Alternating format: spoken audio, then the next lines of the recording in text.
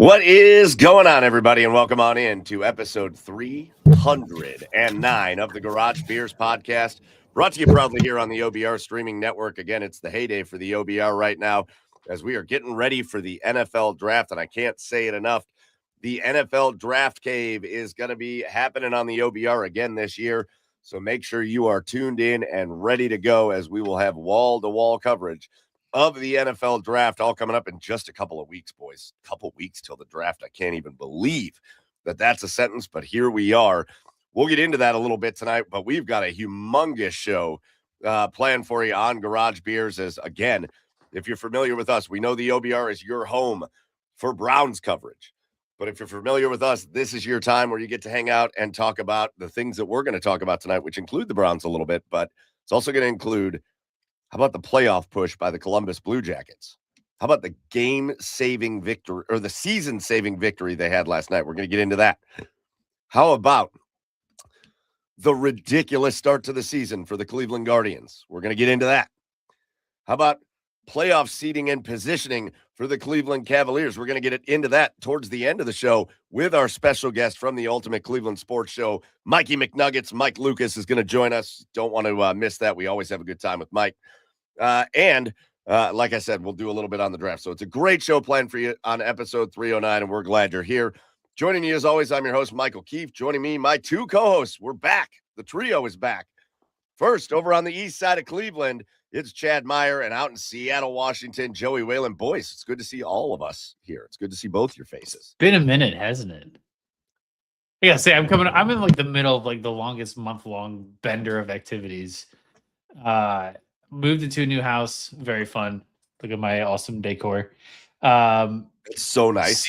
Seattle Mariners home opener against the Guardians with my dad and my in-laws. Unreal game. Guardians home opener last week, and then I got a trip next week. I'm exhausted, boys, but I'm ready to sit in the garage, drink a beer, and talk some sports, boys. Joey, real quick. Foods that taste better than they look. That tastes better than they look. Oh God.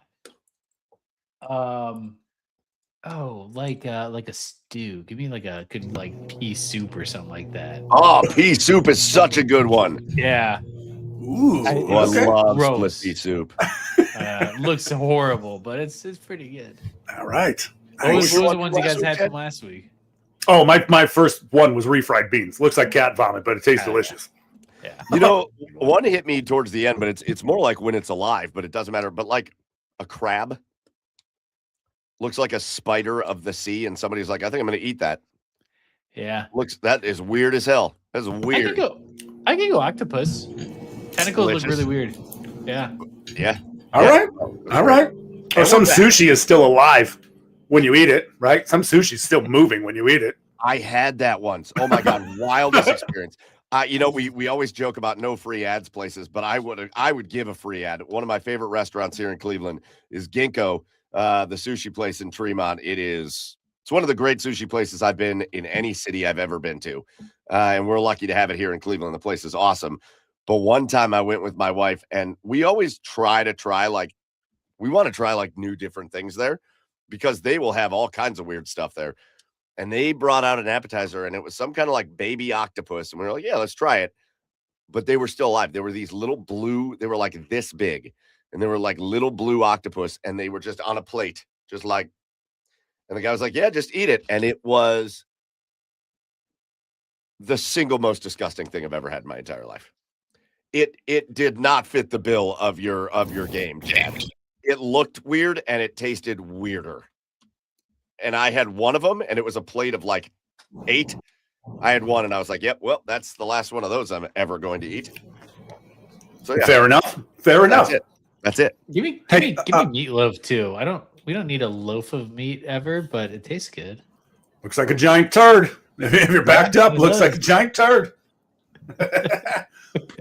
Speaking of food, before we even get into our beers, right. Speaking of food, I went down a little bit of a rabbit hole because of something I watched yesterday. I'm going to talk about later. But I went down a bit of a rabbit hole of like old shows that happened in Cleveland, like the food shows, like Anthony Bourdain, No Reservations. He did an episode in Cleveland back in like 2007. And it was so depressing. Because he went to so many of like my favorite places that just don't exist anymore. Like what? He walked into Sokolowski's and had just a wonderful meal at Sokolowski's. Nice. And it's just, to this day, one of my favorite restaurants of all time. And it doesn't exist. And just a real bummer. It was a real bummer. It's heartbreaking. It's heartbreaking. Hey, are the Cavs going to fuck around and get the 3rd seed? I mean, they could. Yeah. I don't think so, because they're technically, I think they're like 1 game in the standings behind the Knicks, but they're 2 games. They don't have the tiebreaker. Oh, okay. All right. They only have 3 games left, so they basically would have to win out, and the Knicks would have to lose out, and I don't think that's going to happen. I was going to say, because that could change the matchup, drastically. It would. Well, I don't know if they're going to fuck around and do anything, because I'm watching this game. They were just winning by like 18, and now with 5 minutes to go in the game, they're up by 5 because they just keep doing what they just did right here and turn the ball over, and now they're up by 3. Let's go. They're going to go far. I don't know what they're doing, but yeah.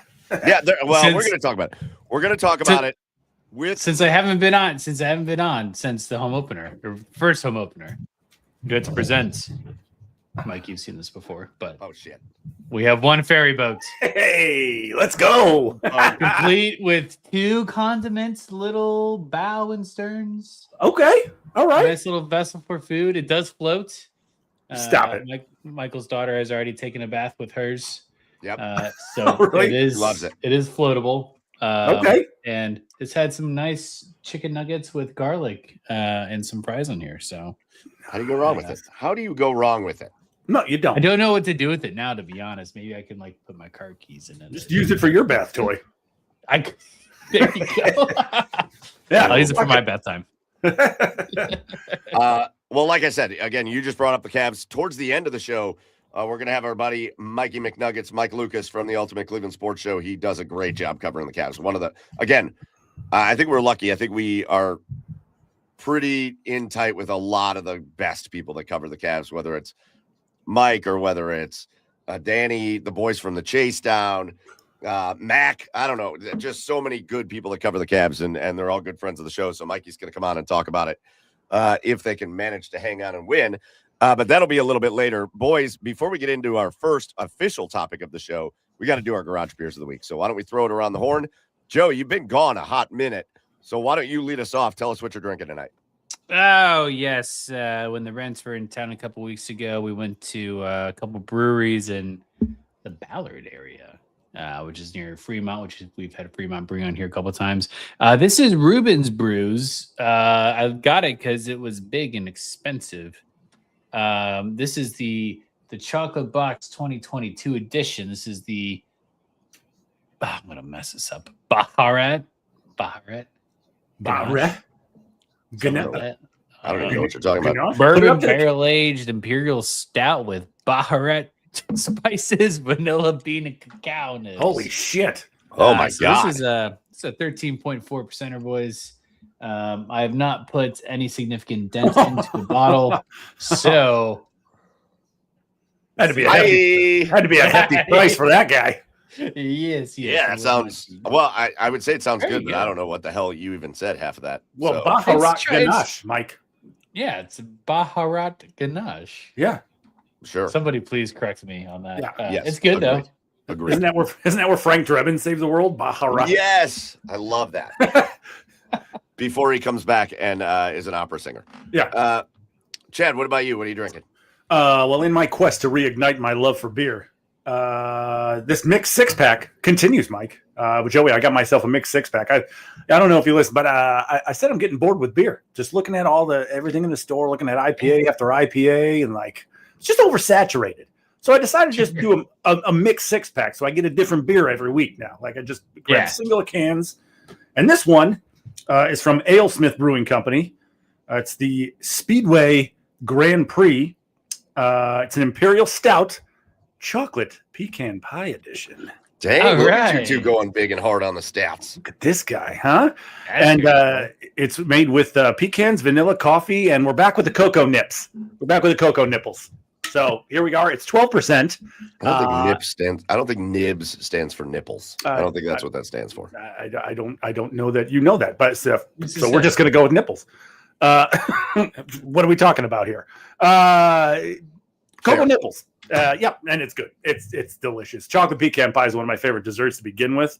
Mother-in-law makes it every year on Thanksgiving, so I'm going to enjoy this one, boys. Highly underrated. I think pecan pie on its own is underrated. Yeah, but for sure. Chocolate pecan pie is just to die for.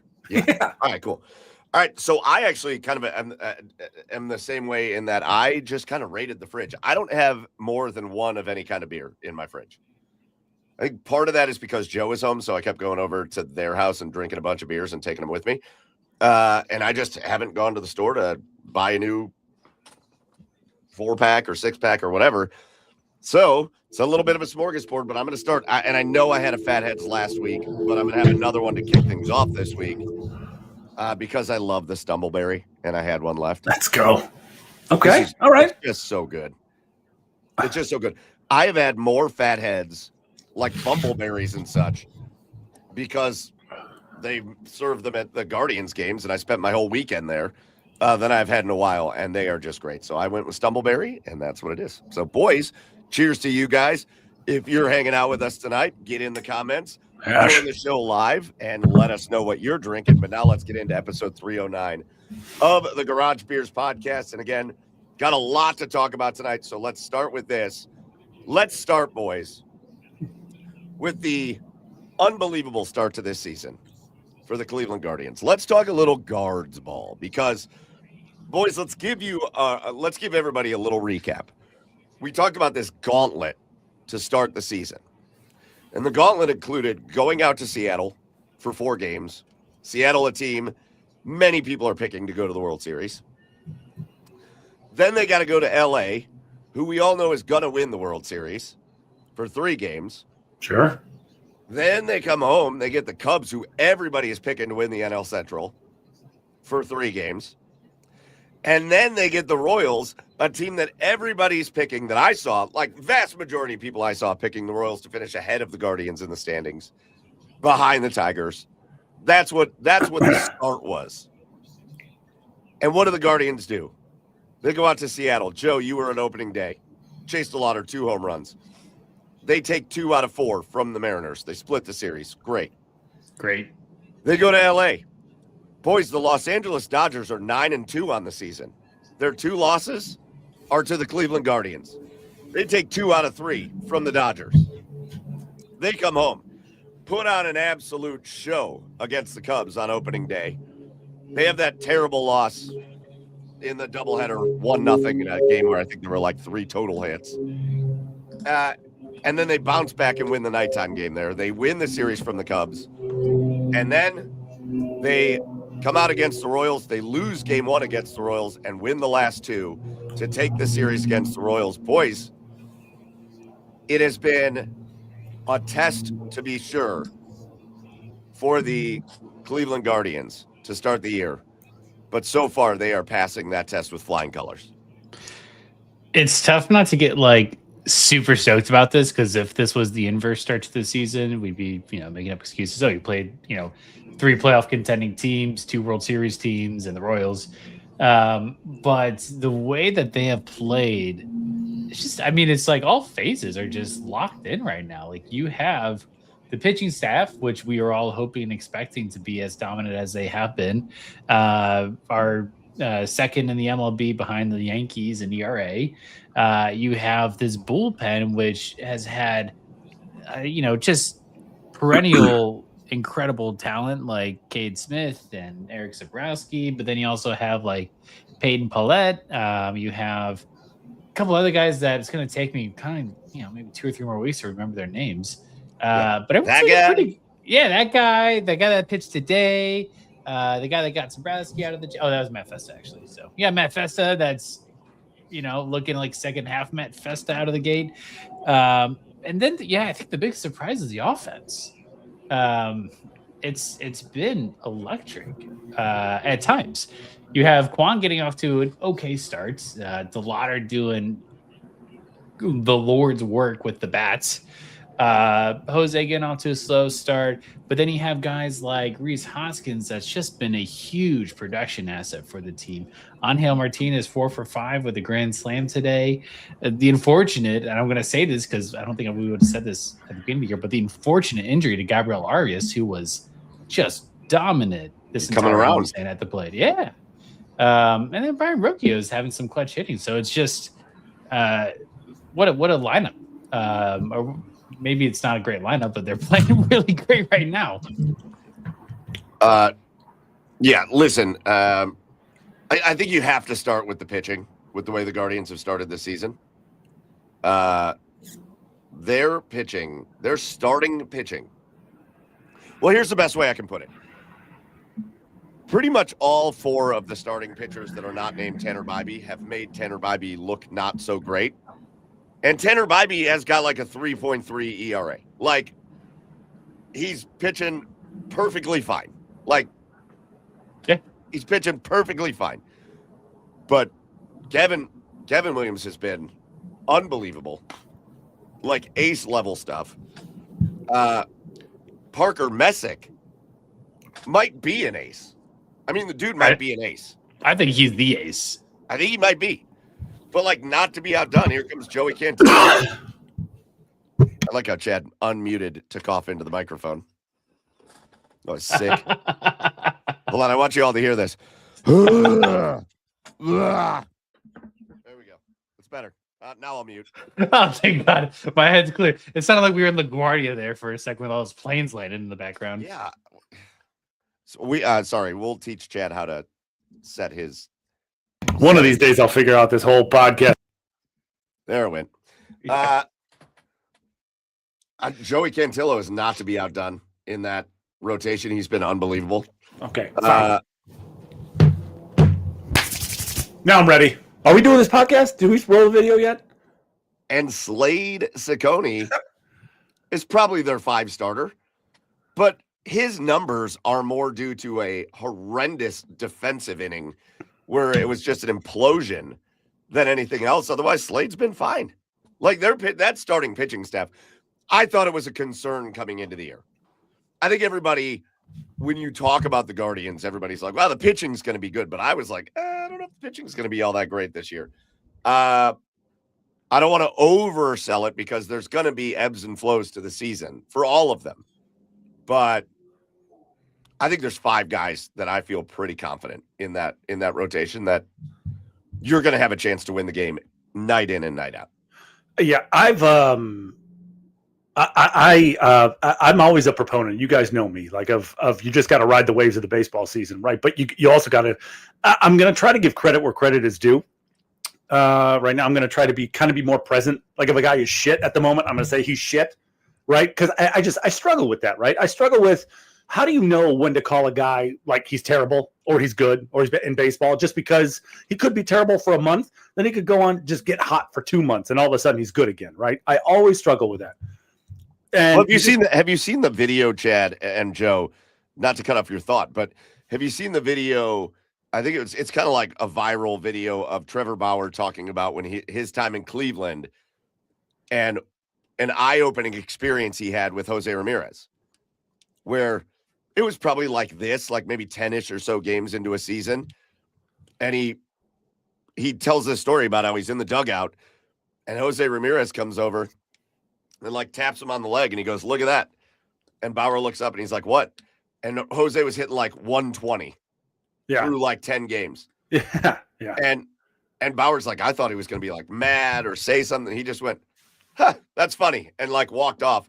And then 10 games later, he was hitting like 330 with 8 home runs. Yeah. Well, you can't, like, to your point, though, I know that's Jose Ramirez. Right. You can't take Kyle Manzardo right now. He doesn't have it right now. He cannot find it at the plate. But I think he's shown enough. I think he showed enough last year, and he showed flashes the year before that to say he's a guy worth having in your lineup, even if he's going to go for a 10, 15 game stretch where he's hitting like 0.67 or whatever it is. Right. Yeah. And then, and then getting back to the pitching, this is why I wanted to, this is the stat I was looking for ever so feverishly. because I want to give this rotation all the credit that it deserves. Over the last 9 games, boys, 49 and a third innings pitched, 27 hits, 6 earned runs, 19 walks, 57 strikeouts with a 1.10 ERA. Yeah. That's an unbelievable start. Yeah, granted, Unreal. it's going to, it's like you said, it's going to flow, ebb and flow. It's probably going to go up a little, but to start for a team that notoriously starts slow, to get this kind of pitching in the early going and that offense, and I mean, obviously we'll get to the offense in a minute, but obviously a big time person that we've been waiting to get into the offense has played a big part in the offense. But to get this kind of pitching to start the season for a team that notoriously starts slow and to get these wins and be first into the division this early in the season, great start for the Guardians. I think on top of the pitching stats, I think it naturally leads into another area of the team that deserves credit until today, really.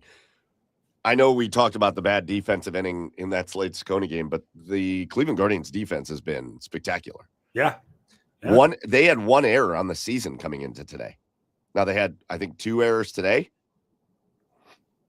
And one of those was, I think, Brito just booted a ball at second base. But their defense has been great. They've made all kinds of plays. And then the pitching has just been everything you want it to be. Everything you want it to be. Starting pitching, spectacular. Sean in the comments wants to know, all right, so the starting pitching's been good. And we know Cade Smith, good. But Sean wants to know, are there any middle relievers that make you nervous? No. Not at this moment, no. No, I'm trying to find their names because I just don't remember their names. No, Jacob Junis last year, I hated him for the most part, but at the end of the year, he picked it up. But I also think by nature, middle relievers, true middle relievers, a guy that's like, hey, our starting pitcher doesn't have it tonight, you're coming in the 4th inning, are always going to kind of make you nervous. Yeah, sure. I don't know that I've seen enough out of Peyton Paulette or Colby Allard to be like, nah, they don't make me nervous. Well, sure. But what I have seen is like look at today, Connor Brogdon, really good. I think he pitched an inning and a third, 3 strikeouts, really good. Matt Festa's been very good to start. But Matt Festa's worked them out of jams. Right. I think Sean Armstrong gave up a home run at some point, but otherwise he's been pretty good to start the year. Yeah. And then you get to the back end, and you don't even have Hunter Gaddis yet, but he'll be back.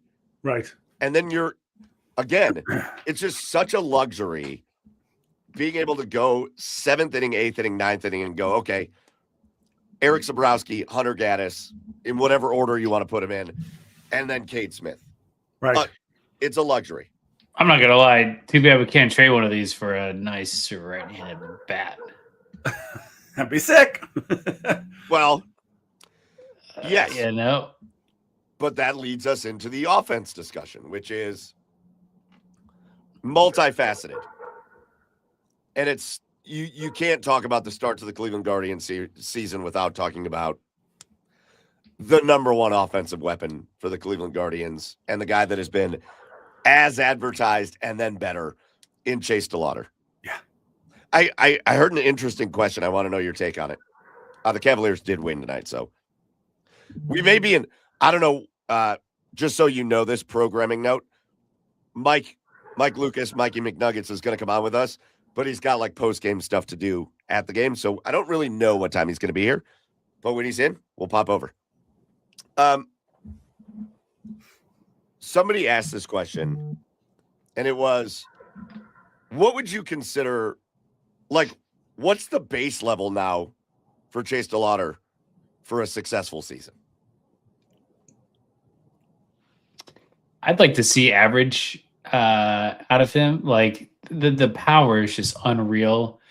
I just really hope that his swing doesn't get so long that he starts striking out a lot. And so I think strikeouts are going to be a point of emphasis. When he makes contact with the ball, it doesn't even have to be a home run swing. The thing just flies. It's explosive. It's explosive. So I would really like to see the strikeout rate low, and I would like to see him stay healthy. Other than that, I think power is just going to come, and he's going to have come as in it's just going to happen. It's not obviously we're not waiting on the power to come. The power is here. But yeah, low strikeouts, healthy. Maybe sprinkle in some walks. But like somebody said, well, let's say he wound up with like 25 homers. Would you be a little bummed at this point? Like he had 5 homers through the first like 8 games or whatever, and then he finished with 25. No, I again, for me, well, go ahead, Chad. What for you? What's like your base? What's your baseline now for like a Chase DeLauter season where you're like, great season? I mean, the baseline probably is somewhere around that 25 homers because, unfortunately, and this is obviously not his fault at all, but he's with those 5 homers right away with the way he's hitting the ball now. I think he's kind of set the bar pretty high for his for fans, right? I think that people are like, oh, this guy really can hit. He's going to slow down. He's going to slow down a little bit. But I agree with all of Joey's points. But I think if he can stay, around 250 and above, and maybe 25 homers, and driving 80, 90 RBIs, I think that would be a successful season for Chase because the guy can hit. I mean, you watch his approach at the plate. And it's a true he has a true hitter's approach, right? He just takes the ball wherever it's pitched, right? He's not a pull hitter. He's not a one trick pony. He almost put one out to left field today. Yeah, hit off the top of the wall. Yeah, he's not a one trick pony hitter. He has power to all sides of the field. So and he drives the ball every time he hits it. So it's to me, this guy is a true hitter, and I think as long as he stays around that 250, maybe 240 and above, but gives us 25 bombs, and I think that's along with everything that Joey said. I think that's what would be a successful season. Yeah, and I know the discussion with Chase DeLauter is always going to come back to health, and yes, obviously, health is going to be the biggest thing that comes into play for him, but I'm so comforted in watching him. Again, I think all of us as Guardians / Indians fans over the years, and we talked about this a little bit, Chad, have been burnt by these top prospects that get here, and then it's like, oh, shit, they suck.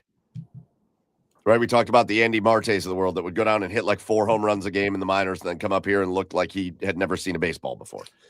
Or Matt Laporta, who was the centerpiece of the CC Sabathia trade, and he was like, can't miss. Matt Laporta is a can't miss prospect. He missed. I think we've been burned on it so much. And then, Chad, I think you put it great. Now I'm watching Chase DeLauter, and I'm going, I don't see the things that I saw in those other guys with him. Yeah. Those big, long swings. And like, it is the most compact, easy, like quick swing. He's obviously not trying to mash a bunch of homers, which is why he's hitting home runs. He has such a good approach at the plate. He's got a good eye. Yeah, I think his walk rate can go up. But like, I also think it'll be interesting to see where they land on him in the lineup. I know Vogt's been playing around with him in the lineup a little bit. I think he hit 6th the other day. He hit 5th today. So I think that'll matter, like whether he's got Jose protecting him or if he's protecting Jose or whatever. But I have no doubt Jose Ramirez is going to have a great season. I do not care what his stat line looks like at the start of the year. It'll come around. I have no doubt that Chase DeLauter is going to have a great season, assuming he stays healthy. There's no question in my mind that if he's healthy, he is productive, power, good all the way around. He gives me a feeling. That I haven't had in a while, right? Because you get that feeling. Go on and tell us about it, Chad. Yeah, it moved a little. It's the same feeling I get with Jose. It's the same feeling I get with Quan, and that's it. That's it for this lineup. Every time he comes up now, and it's only been 10 games. Every time he comes up now, I think the ball it's going to get hit where they ain't. I think I'm confident that a hit is happening whenever Chase DeLauter comes to the plate now. I don't get that feeling with the rest of this lineup, right? But I get it with Chase, Quan, and Jose now. So we now have 3 hitters to me that are true offensive guys. So you got those guys. And then offensively, you've got the rest of the lineup. But they're doing some of the stuff that we boys talked about before the season started as far as you need some guys to step up. Obviously, Manzardo hasn't done it yet, but I'm not. Again, I think Manzardo will get into it. I think Quan has been okay. I really don't like his swing to start the year. It's gotten better, but he's like pulling off the baseball and just popping it up way too much. But what is happening over there? What are you doing? Sorry. So loud. Sounds like you're bouncing a ball. But you talk about the other guys. Schneemann. Schneemann's one of those guys where every time he's up, I feel like the ball's getting hit hard somewhere. Yeah. Angel Martinez. I know he had the grand slam today, but he had the hottest spring training, and he's carrying it into the season. And it's because of him that they felt comfortable moving DeLauder down on the lineup. How about Rhys Hoskins? Yeah. He's another guy. Every time he hits the ball, it's hard. Right. It might not be a hit, but it's hard. It's a hard hit ball. There are now, on a nightly basis, 6 guys in that lineup, 7 guys in that lineup that I don't dread being at the plate. Even for crying out loud, we saw this before, but Aaron Williams said Austin Hedges for MVP. Maybe not MVP, but like most valuable clubhouse guy, MVCP. But can Hedges just have a season where it's not letting an automatic out when he's at the plate? That'd be great. That'd be Because great. that's what it's been so far. Yeah. You're muted. You were bouncing a ball around, Joe, and then you muted, and then you didn't. Yeah, unmute. that fixed it. Does that sound okay now?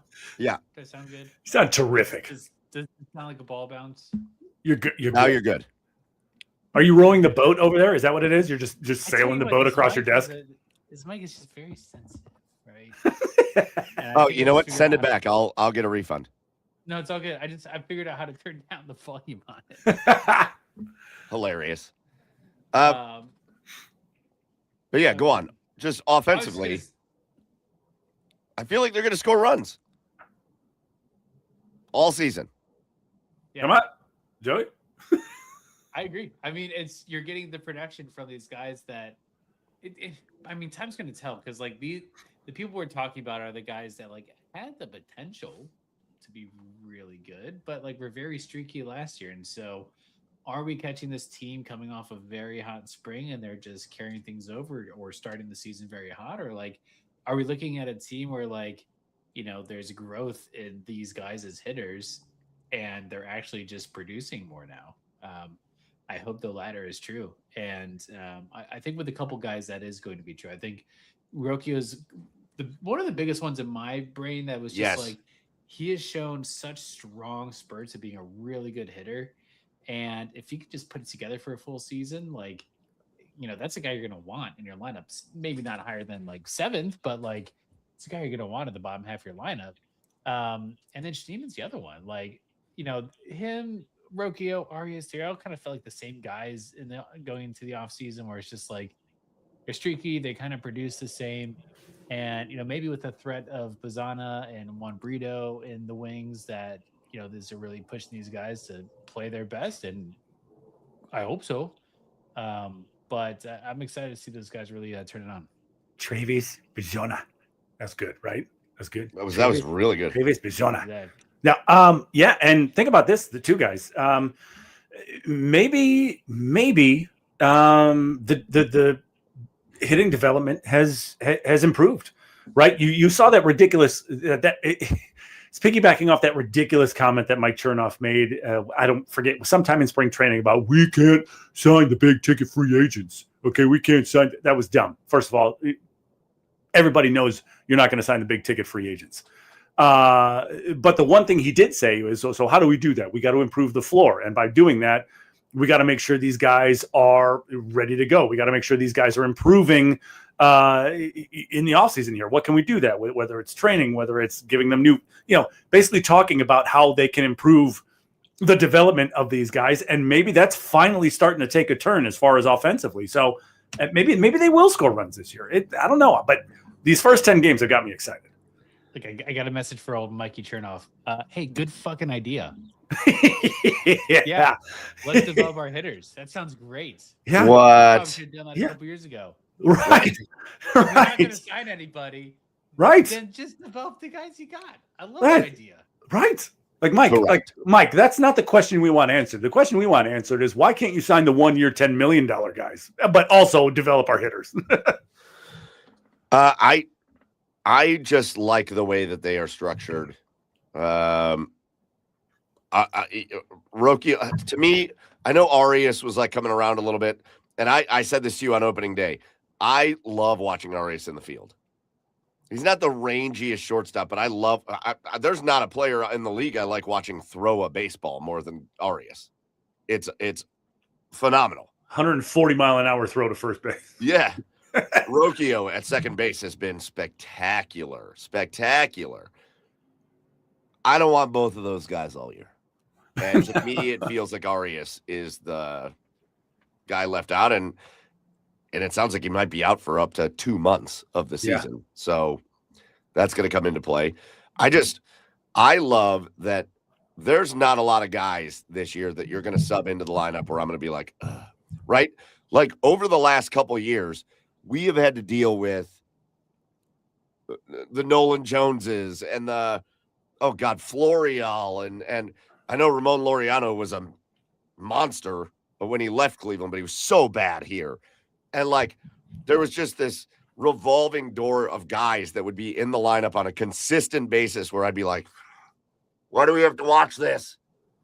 And that's not even like Hedges notwithstanding, because I understand how valuable Hedges is as a catcher and as a leader for the pitching staff.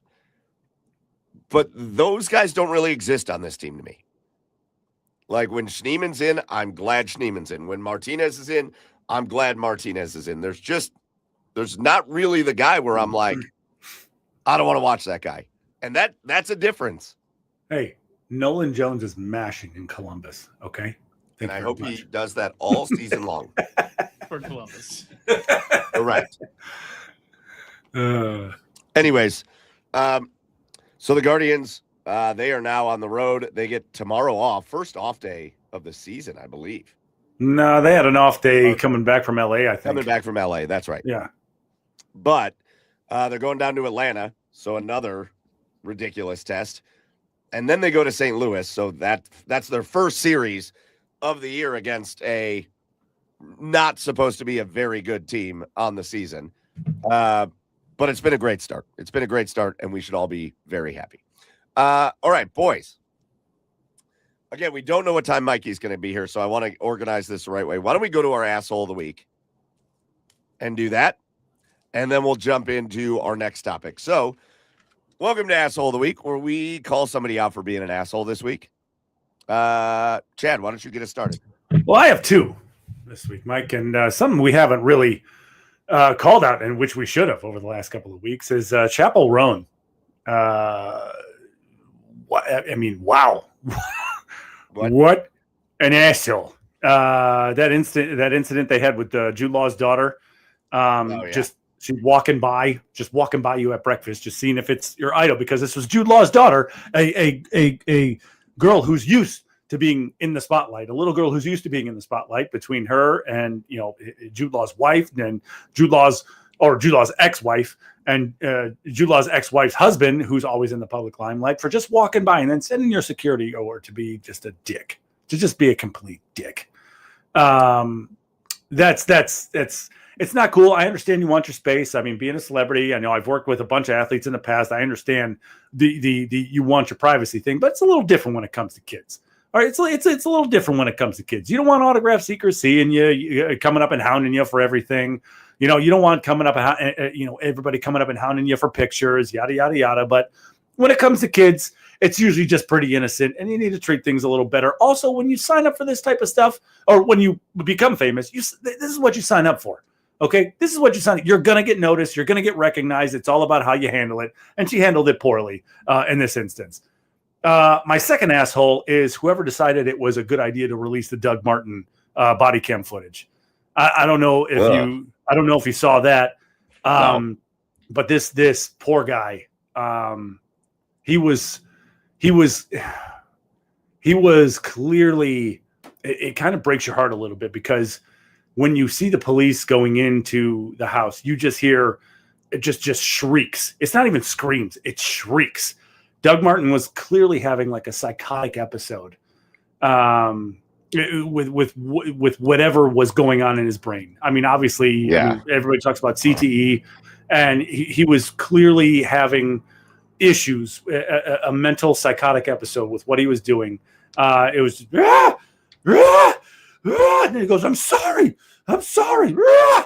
And then, they don't cut away from the body cam footage. They show Doug Martin there. All of a sudden, he just goes to sleep and snores, and then it starts snoring, which is an indication of a heart attack.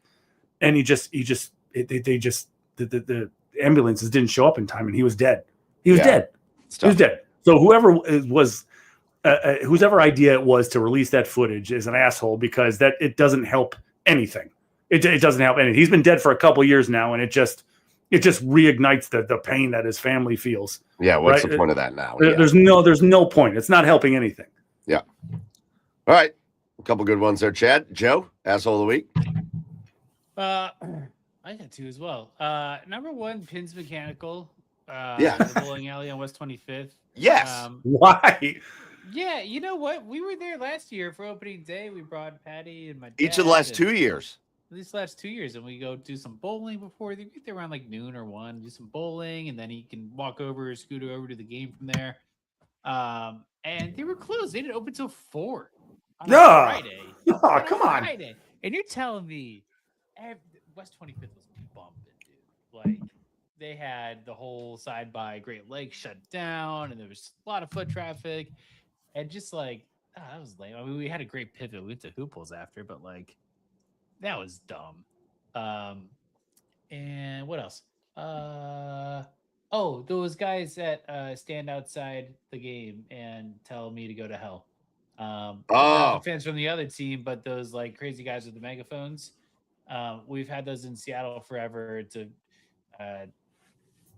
There's a lot of politics as to why they're at these games, but like they are now in Cleveland, so have fun with that.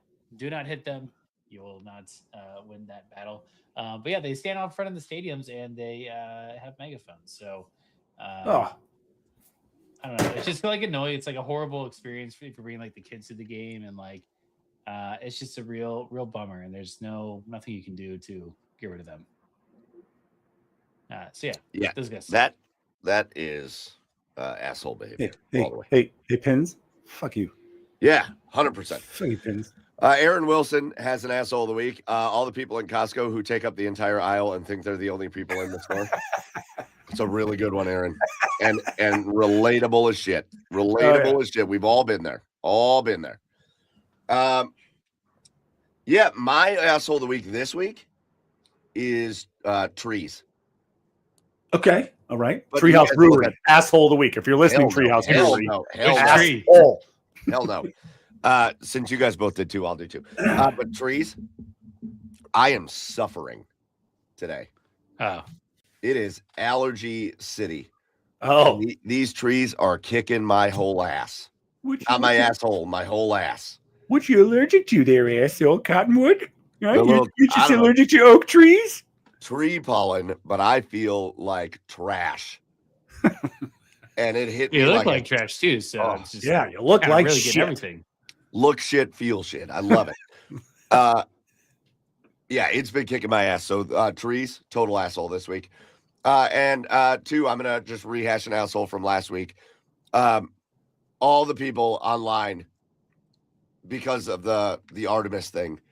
And then when you go look, all the people that are like, it's fake, idiot. Idiot, it's fake, it's CGI, you stupid idiot. It's AI, idiot. I'll just say this. We live in the age of information, which should make us all smarter. And instead, what it's really done is just made the dumbest people feel smarter. That's what the age of information is. The age of information is the dumbest people now feel like the smartest people in their own brains, in their own tiny brains. And there's no such thing as facts anymore. No. Or frankly, actually, what I should say is there's no such thing as opinions anymore. Everybody thinks a fact is something that you can argue. Like, I'm going to argue a fact. Well, a fact is a fact. And these people are all... Says who? Yeah, right. These people are smooth-brained. And the reason it pisses me off is because it's this really cool work of human ingenuity doing something really cool, and I find it disrespectful because your brain can't wrap your mind around how something works.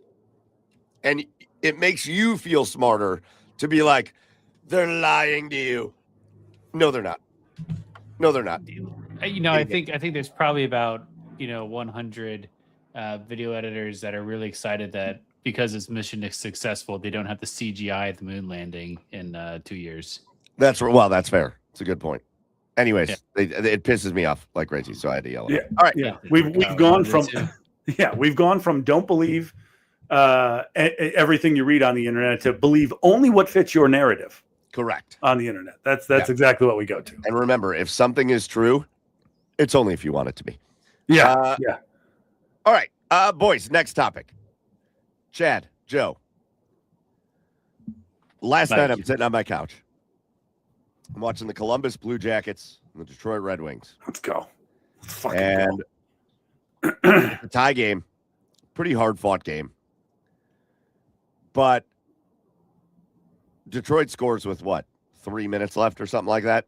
5 minutes left to take a 1-goal lead. Yeah. We get down to about a minute left.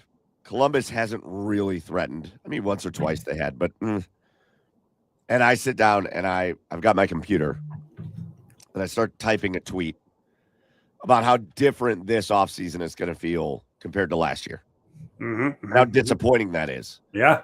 Because what a collapse for the Columbus Blue Jackets. Because frankly, for the last week and a half, they've played horrible. Dog shit. Horrible. Absolute dog shit. Yeah. And as I'm about to hit send, Adam Fantilli lights the lamp, ties the game with 17 seconds to go. They go to overtime. No winners there. They go to the shootout. Wild shootout. And Zach Werenski ends up burying, I think it was his first ever shootout goal. Yeah. He ends up burying it, and they win that game. And Chad and Joe, the Blue Jackets saved their season last night. They saved it. That game was amazing. Yeah, they sure did. Listen, it's, and I've said it in my recap. I said it to, I texted to you guys last night. Like, I didn't care how pretty, how ugly, how good, how bad, I didn't care to critique this game. This team just needed a win. They needed to get off the schneid. They needed it for themselves. Most importantly, for themselves, to see that they can do it again, to see that they can win a hockey game. They needed that. But by any means necessary, they needed a win to hopefully jumpstart them. Because if they lost that game, their season was essentially over. Right? So the effort, the effort was there. Right? And like there was little moments there where it was like, okay, maybe they are back just a little bit. Right? They're not all the way back. They're not back to the epic run they went on when Bones first took over. But there was little moments, right? Like, okay, so they went down 2-1 in the second period. It was like, okay, here we go again. But then Zach gets that power play goal, and it's okay. Whoa, okay, the bottom didn't fall out. We ended the second period tied. Okay, we can do this. We can do this. Then they get that goal with 5 minutes left, and Detroit gets that goal with 5 minutes left in the third period, and it was all those demons came back to haunt everybody in CBJ land. Everybody, those demons came back.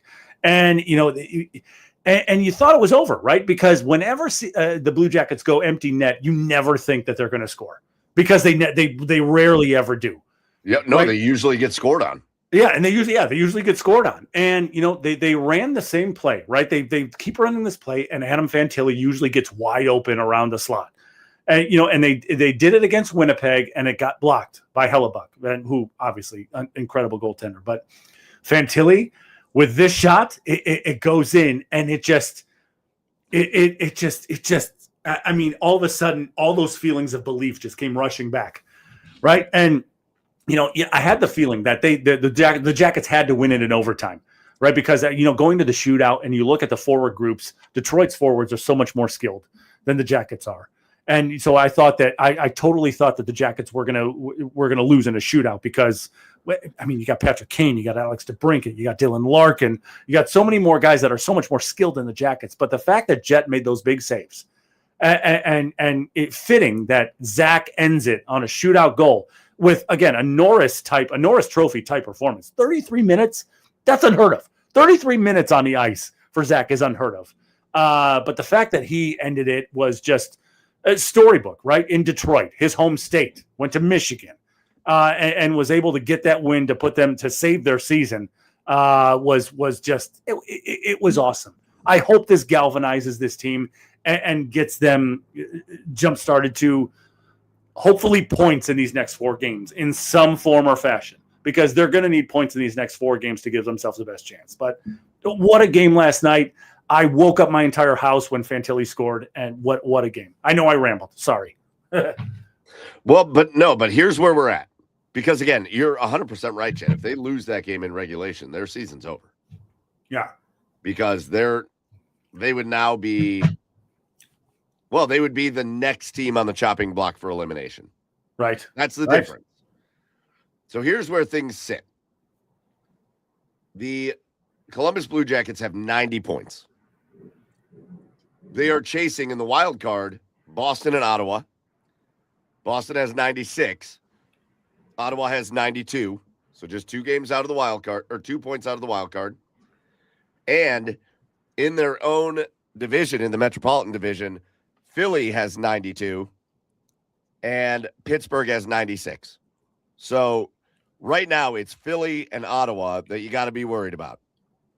And they are both 2 points ahead of the Blue Jackets. What does the Blue Jackets schedule look like? Well, it's not great. It's not great. They got to go to Buffalo. That's the next game. I think that's tomorrow, right? Yep. Buffalo is the first place team in the Atlantic. They're going to be either the 1 or 2 seed in the playoffs, probably. Backup goaltender starting for Buffalo tomorrow, so that's good. Well, yeah, we said that about Carolina. And Carolina's way better than Buffalo. Yeah, fair. So at Buffalo, the 1 seed in the Atlantic. At Montreal, the 3 seed in the Atlantic. Both teams over 100 points on the season. Then they come home, they play Boston. One of the teams directly in front of them.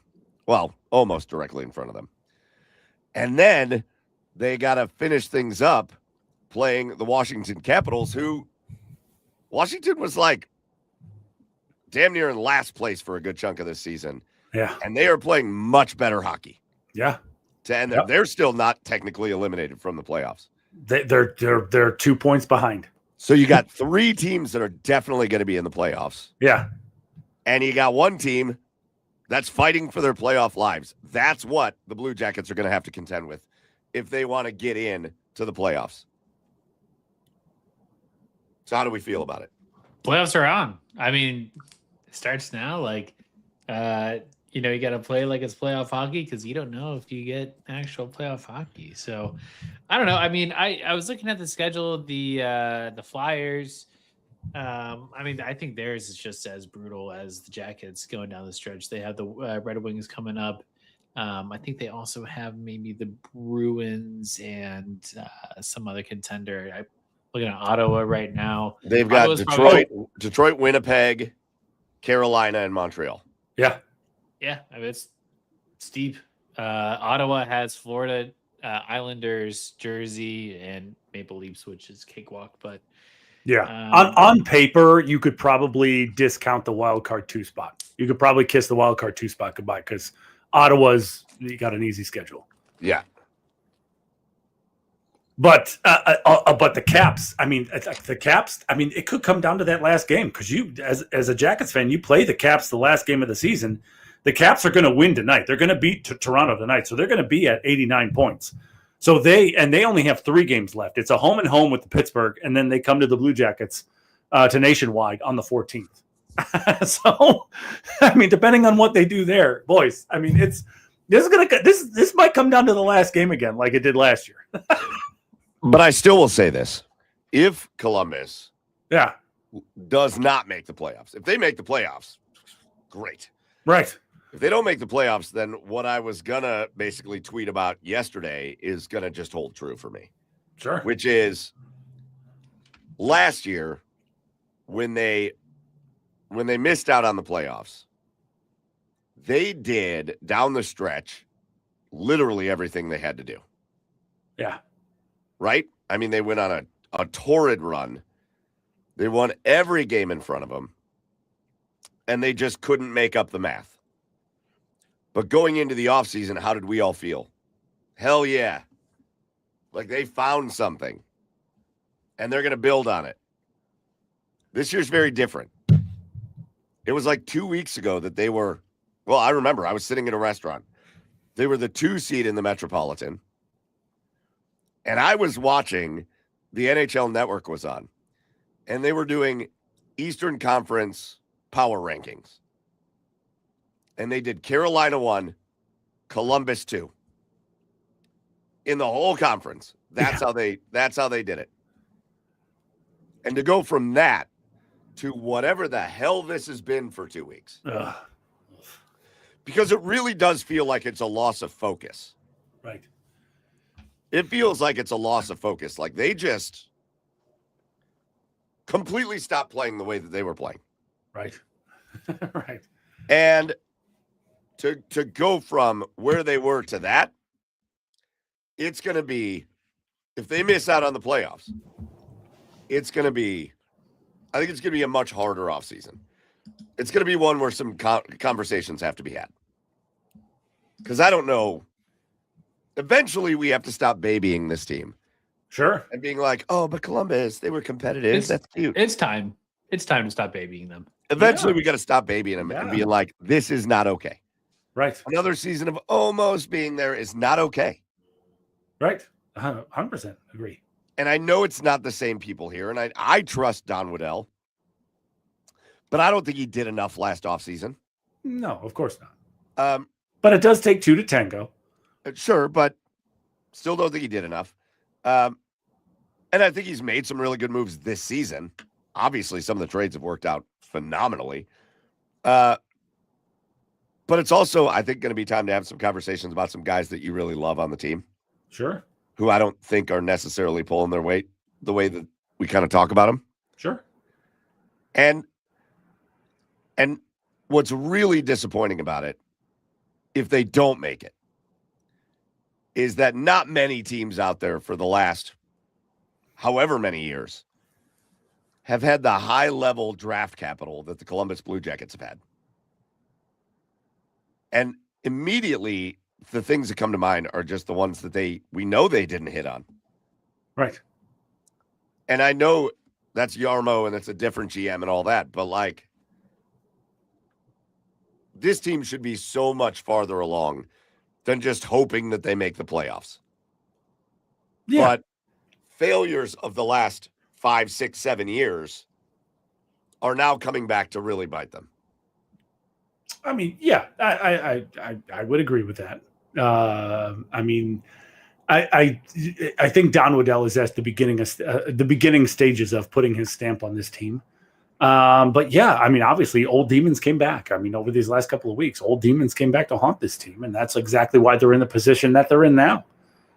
We've seen through the moves this current season that Don Waddell has made. He's not afraid to have the tough conversations. He's not afraid to make the tough moves. And the one thing I appreciate about Don is his transparency. He's probably the most transparent GM in all of Ohio sports. I think that's probably fair to say. He's probably the most transparent GM in all of Ohio sports. So I think when it comes to this offseason, you're going to hear him say exactly how he feels and exactly what he's looking to do this offseason with the Jackets. Well, again, they got a shot, and it's all moot. I don't mean to turn this into a negative thing. I'm a little bummed that we're in the spot that we're in when it should not have gotten to this point. Sure. Especially, again, the games that they have blown against teams that they needed to beat. Yeah. Just blowing that game against Boston. Really, 2 blown games against Boston. Sloppy Islander games against the Islanders. Yeah. Like, You need it. I don't care that you go to Carolina and lose 5-1. Almost everybody goes to Carolina and loses 5-1. Sure. I don't care about that game. Sure. I care that mattered. You know what I mean? Right. Yeah. 100%. That shouldn't have mattered. I care 100%. about that sloppy game against Winnipeg. Ugh. Or the, oh my God, the Sharks at home. The game you should have won. Oh God. That's where my frustration is. Now, having said that, they have 4 games to play between now and Tuesday. So we're in the final, but by the time this show is live next week, that season is over. Right. And they're either going to be in the playoffs or they're not. Right. You got Right. 4 games. 4 games to change everybody's outlook. For sure. For sure. I think they could do it. They can. When this Jackets team is playing at the level that they were playing at, yeah, they can. They can beat anybody. Is that magic back? I don't know. It starts tomorrow, and we'll find out. There it is. Shout out to Aaron. Says, keep up the good work, boys. Love the show. Hey, we love you back. Hey, love you too, Fumble. buddy. I love Fumble. Blue Jackets better get their shit together. Yes, you should go talk to him, Fumble. Ugh. All right, we're still waiting on Mikey. He's texted me, so he's still coming, but just hang tight with us. But we still got more stuff to talk about anyways. Guys, we're 2 weeks away from the NFL draft. Yes. Yes. We are 2 weeks away from the NFL draft. The Cleveland Browns have got pick 6, pick 24, pick 39, pick 70, pick 107, and then the ones that I don't care about. So that's the first. They got 5 picks in the first 4 rounds. Did Chad leave? Is he pooping? We think he's pooping? He's pooping. Yeah. All right. That's fair. So the Browns got 5 picks in the first 4 rounds, but I think more importantly, they've got 3 picks in the top 40. And so I want because I think the next time we're all going to be together, we got to talk about next week's show. So we'll spare that for you guys tonight. But next time the 3 of us are going to be together, it's going to be the week of the draft. Whoa. And so what I want to know is, where are we at? What do we want the Browns to do in the draft? Where are we leaning? How do we think this is going to go? Oh, man, I mean, I'm so grateful we had the free agency that we had leading up to this draft because, Andrew Berry did what he had to do, and he had to build an offensive line. And that was 1A, the biggest issue of this team. You have to build an offensive line. He accomplished that. I would still love with one of those first 3 picks to get a young offensive lineman that he's confident in, that can maybe progress a little more than Zach Zinter has. And I don't know who else he's picked in the past, but I think that's kind of it. Really want to see a really strong offensive lineman there. Otherwise, I mean, I got to go. First pick has got to go a weapon for whoever the hell's throwing the ball for us. We have bottom 3 wide receiver rooms in the league. That might be generous. Maybe bottom 2. It's a horrible wide receiver room. It's a room of wide receiver 3s, and that's generous to a couple of those guys. That has to get completely revamped. That is next up, whether that's a trade during the draft, whether that's drafting somebody at 6, you have to bolster that wide receiver room. Yeah. Hey, Chad, welcome back. We're talking about the draft. How are you? 2 weeks ago. And you know what, Sean? Yes, we are going to do the mock draft game. We're going to do it tonight. 2 weeks until the draft. Well, again, next week's going to be a weird week. And so really the next time we're doing a full-on episode is going to be in 2 weeks. And that's going to be draft week. So, yeah, Chad, how you feeling, man? Again, I laid it all out. We got the 6th pick, the 24th pick, 39. Now that you've really consumed things, understood things, seen what the Browns have done this offseason, what direction are we going? What would you do? I mean, in my opinion, when I look, if you're staying at 6, right? I mean, if you're going to trade back, I wouldn't trade back very far. But if you're going to stay at 6, in my opinion, I think you need to take the receiver that you need or that you want. Because when I look at the teams behind the Browns, the receiver needy teams behind the Browns, Tampa Bay, Miami, New Orleans. I don't think I think if you wait till 24, I think the receiver that you want is not going to be there. This is and again, this is predicated on that they stay at 6 and 24, right? I just in my opinion, I think that's what you do. Whether it's Carnell Tate, whether it's Mekhi Lemon, whatever. I think if you stay at 6, it's got to be the receiver that you want. That's my opinion. And then with 24, you do whatever you need to do. Whether it's obviously I want them to take the left tackle of the future. So if you need to move up, move down, move wherever you need to do to take your left tackle of the future, that's where you take it. But in my opinion, this plan, this need in the first round, is so simple for the Browns because it's such an obvious, glaring need. And I'm not a big proponent. Yes, best player available, great. Yes, like a lot of times I think that works out. A lot of times I'm usually in favor of that. But in my opinion, this is such a basic, glaring, like a huge Captain Obvious. This is what the Browns need. Now, if they go in another direction, I depending on who it is, I'll have my opinions then. But to me, this is like a black and white situation. I mean, I say that, but I also, again, I believe firmly in the idea that you fill in holes in free agency and then you just swing for the fences in the draft. Like, that is my opinion of how it gets it done. And so again, I'm going to just say to Browns fans, I would not go into the draft thinking exactly what Andrew Berry's going to do. Because you take a look at some of these mocks, and I think we're going to do it twice, and then Mikey should be here. But, like, you see some of these players that are really awesome that maybe could fall to 6. Like, for example, let's say it's David Bailey, who is the best pass rusher in this draft. If I've got him ranked, just ranked as a much better prospect than like a Carnell Tate, I'm taking David Bailey and I'm going to put him across from Myles Garrett, and we're just going to go eat quarterbacks this year. And then I'm going to try to figure out more offensive weapons later. Like, I think that's how Andrew Berry operates. I think he showed you last year when he took a defensive tackle at 5, when he took a linebacker with the first pick of the second round. And everybody went, what is he doing? Well, it worked out. Now, do they need offensive help? Sure. But, like, if I get a guy that I think for the next 4 or 5 years can alter the state of my team so greatly, offense or defense, I'm probably taking him in the draft. I don't know. And, like, listen, I agree with that, but it's such a catch-22 for me.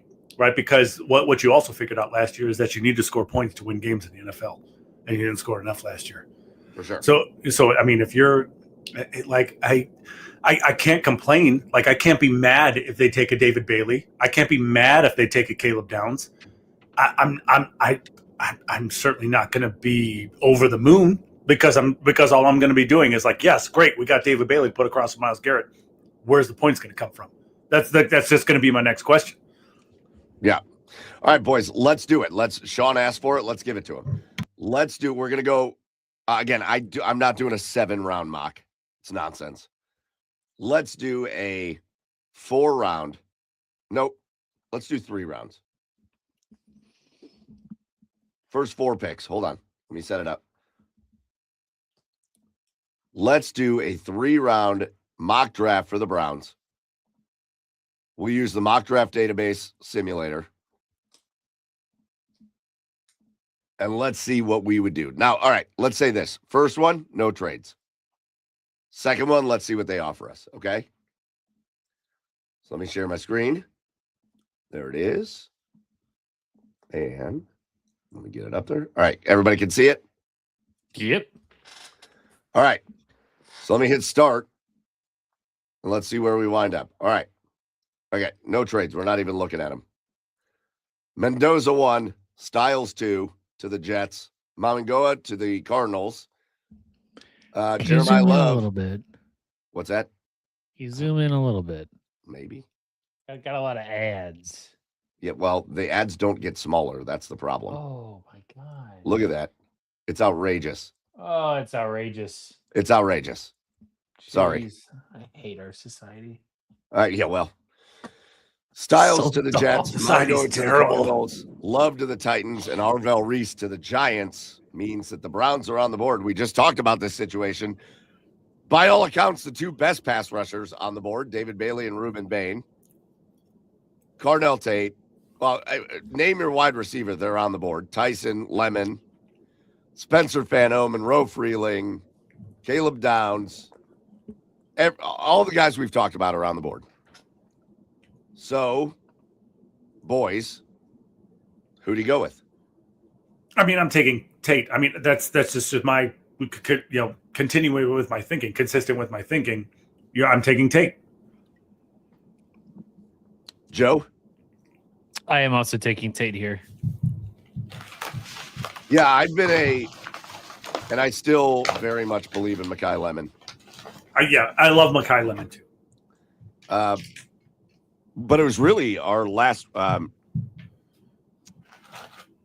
We had on Inside the Browns beat. We had a really awesome guest from our lads who scouts the draft, and he, without hesitation, said Cardell Tate is his number one wide receiver in the draft. And he says anybody that gives, tries to kind of put down Carnell Tate because for whatever reason is just straight wrong.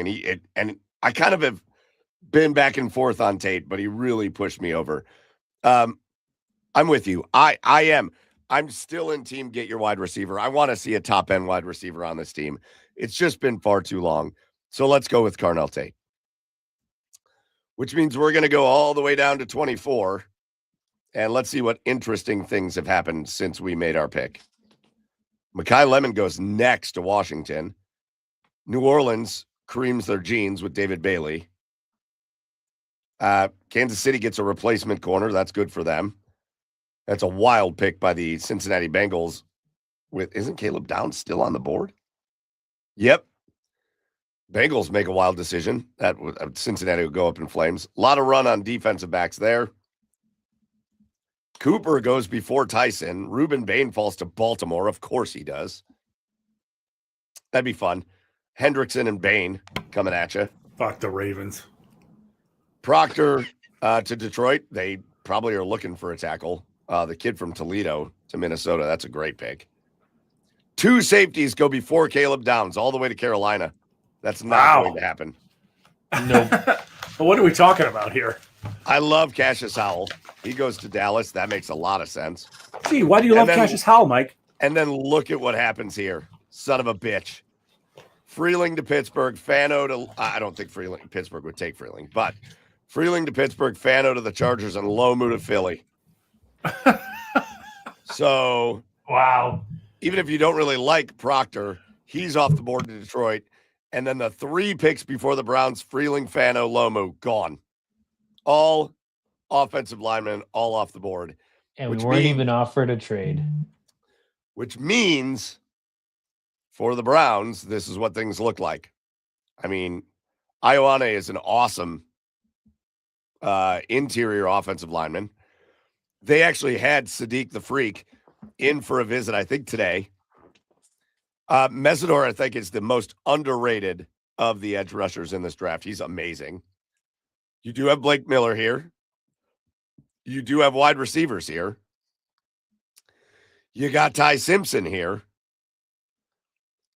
And then you got Max, a Henachor. So what's the thought process here, boys? Ty Simpson.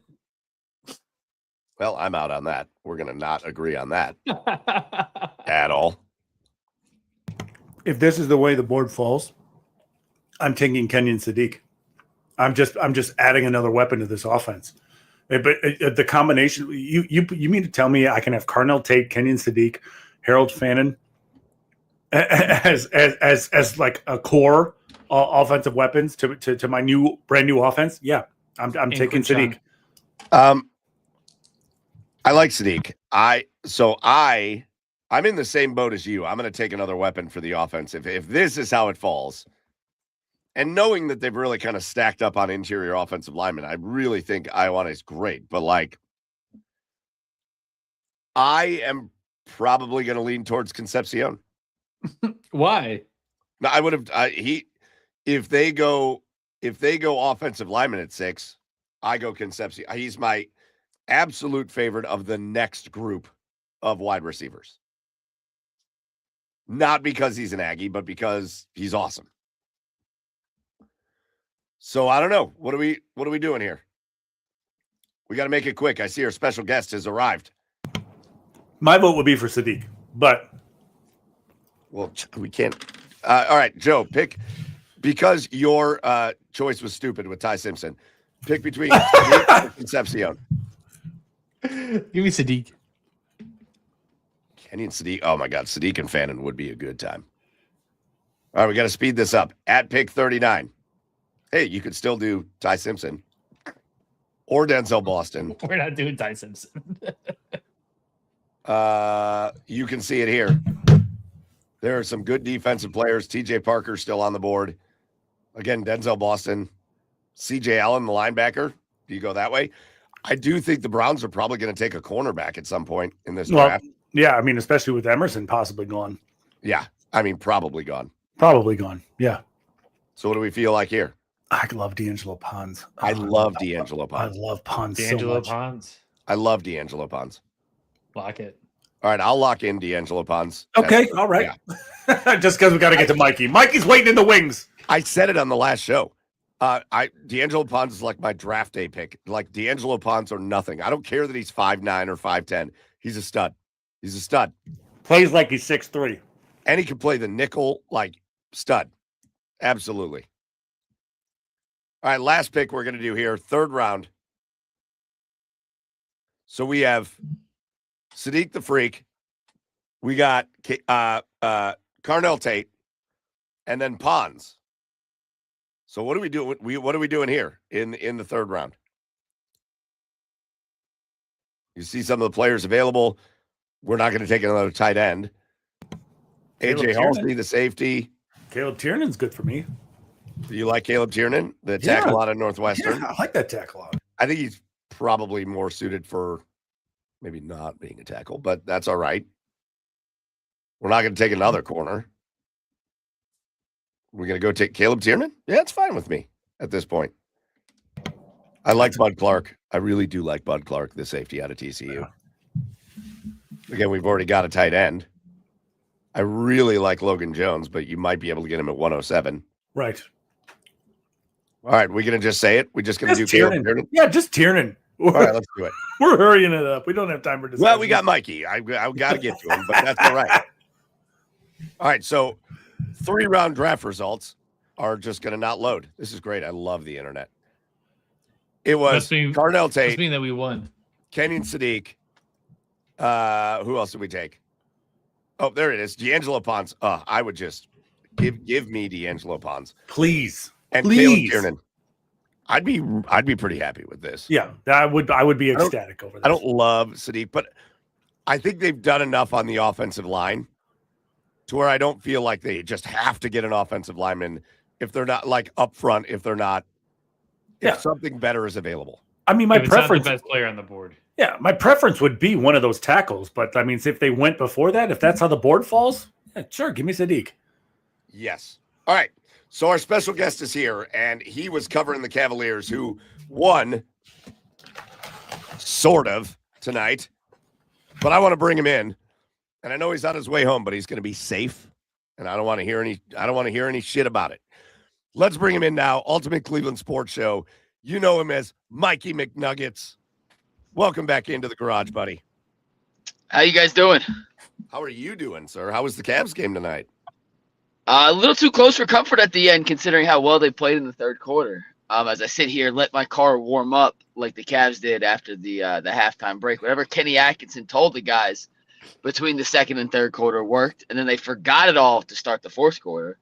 And then they came back and eventually were able to put Atlanta away in what felt like a real playoff atmosphere. And I think, frankly, a game and a win this team kind of desperately needed in a weird way. You know, they haven't played many minutes together. Before tonight, do you guys have a name for the new grouping of four? It's not the core four anymore. The big four. It's the beard four?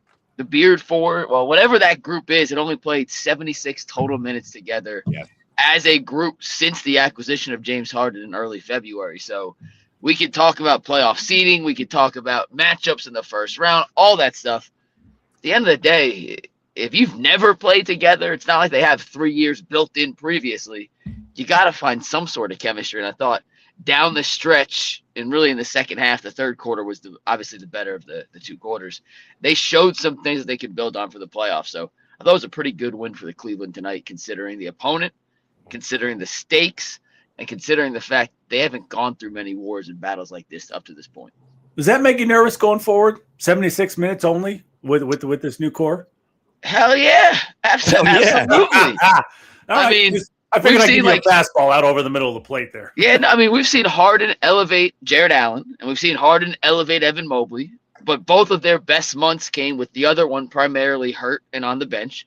We've yet to see how they kind of mesh together with Harden and with Donovan all at the same time.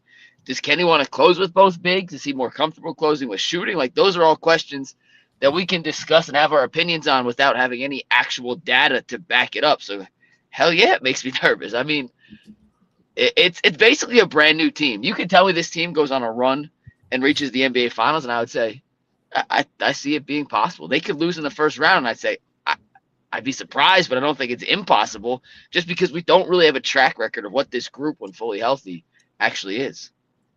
Mikey, I think you hit on it, but I want to take it a step further. I mean, we saw the instant chemistry between Jared Allen and James Harden. Instant. I mean, I loved the comment from James Harden, like, he's way better than I thought he was. And it took a little time. Obviously, the injury didn't help, but it took a little time for the Evan Mobley chemistry to happen. But that has happened, and Evan has changed up. They're changing up how they use him, which I think is a much-needed thing. I think there was a little bit of, hey, go be something you're not really. And now that's gone. It's like Evan's kind of playing his regular game now, and God, look at his numbers tonight. Unbelievable. Yeah.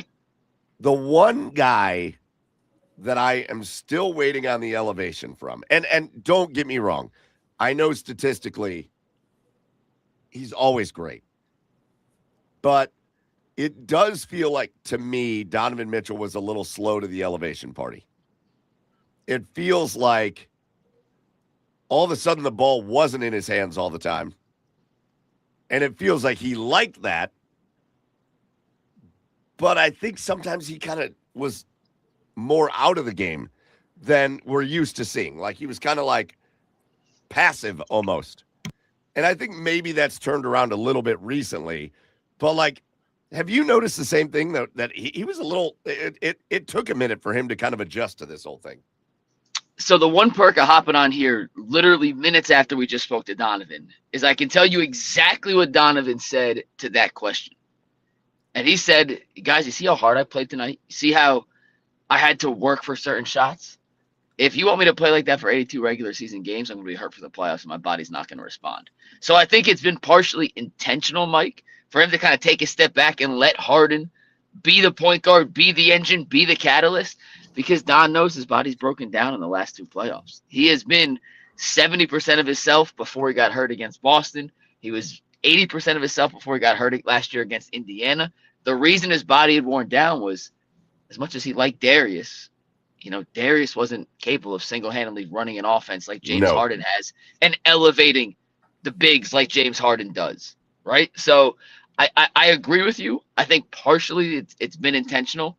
I think it's also the most ball dominant player Don's ever played with. So he's getting used to the my turn, your turn thing. But I would say, look at their clutch numbers together and go to the New Orleans game where the Pelicans blitzed hard and he dumped it off to Don. Don had a 3-on-2 advantage, turned the corner, got the layup. They're clutch. They have the third best, clutch offense since the James Harden acquisition. They were 16th in the NBA prior to that.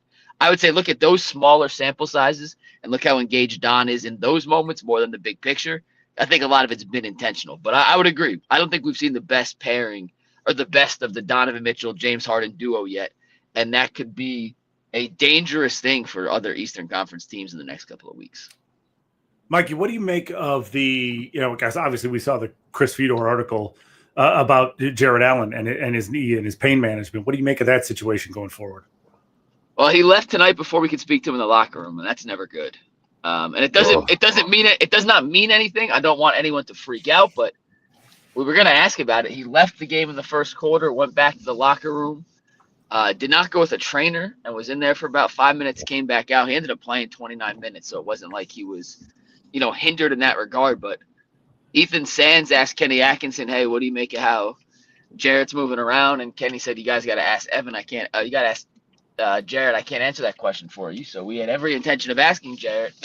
And before we got into the locker room, he had dipped out the back door. So he's moving okay. I don't think he's moving like peak Jared Allen does. And I think it's going to be something that's going to bother him the entire postseason, which is a bummer because the Cavs kind of need him at full capacity if they're going to beat some of these really, really good teams in the NBA. 16-8 tonight for a not peak Jared Allen's pretty good though. Yeah, he was effective. But he looked pissed. Like all game. I've never seen Jared Allen look so pissed in my whole life. He's never pissed. He's like the nicest human being on the planet. He looked. Mike, are you talking facial expressions? Yeah, well, and like I've never seen him like as demonstrative with like the officials and the refs. Like, especially early in the game, he felt like he got fouled a few times, and he was.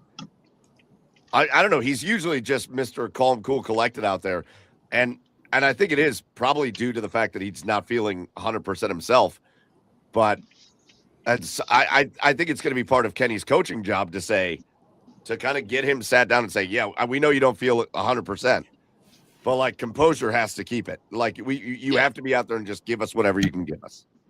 It is worth noting, by the way, the injury Jared Allen's going through right now is basically the same injury that kept Steph Curry out for 27 games. So right, correct.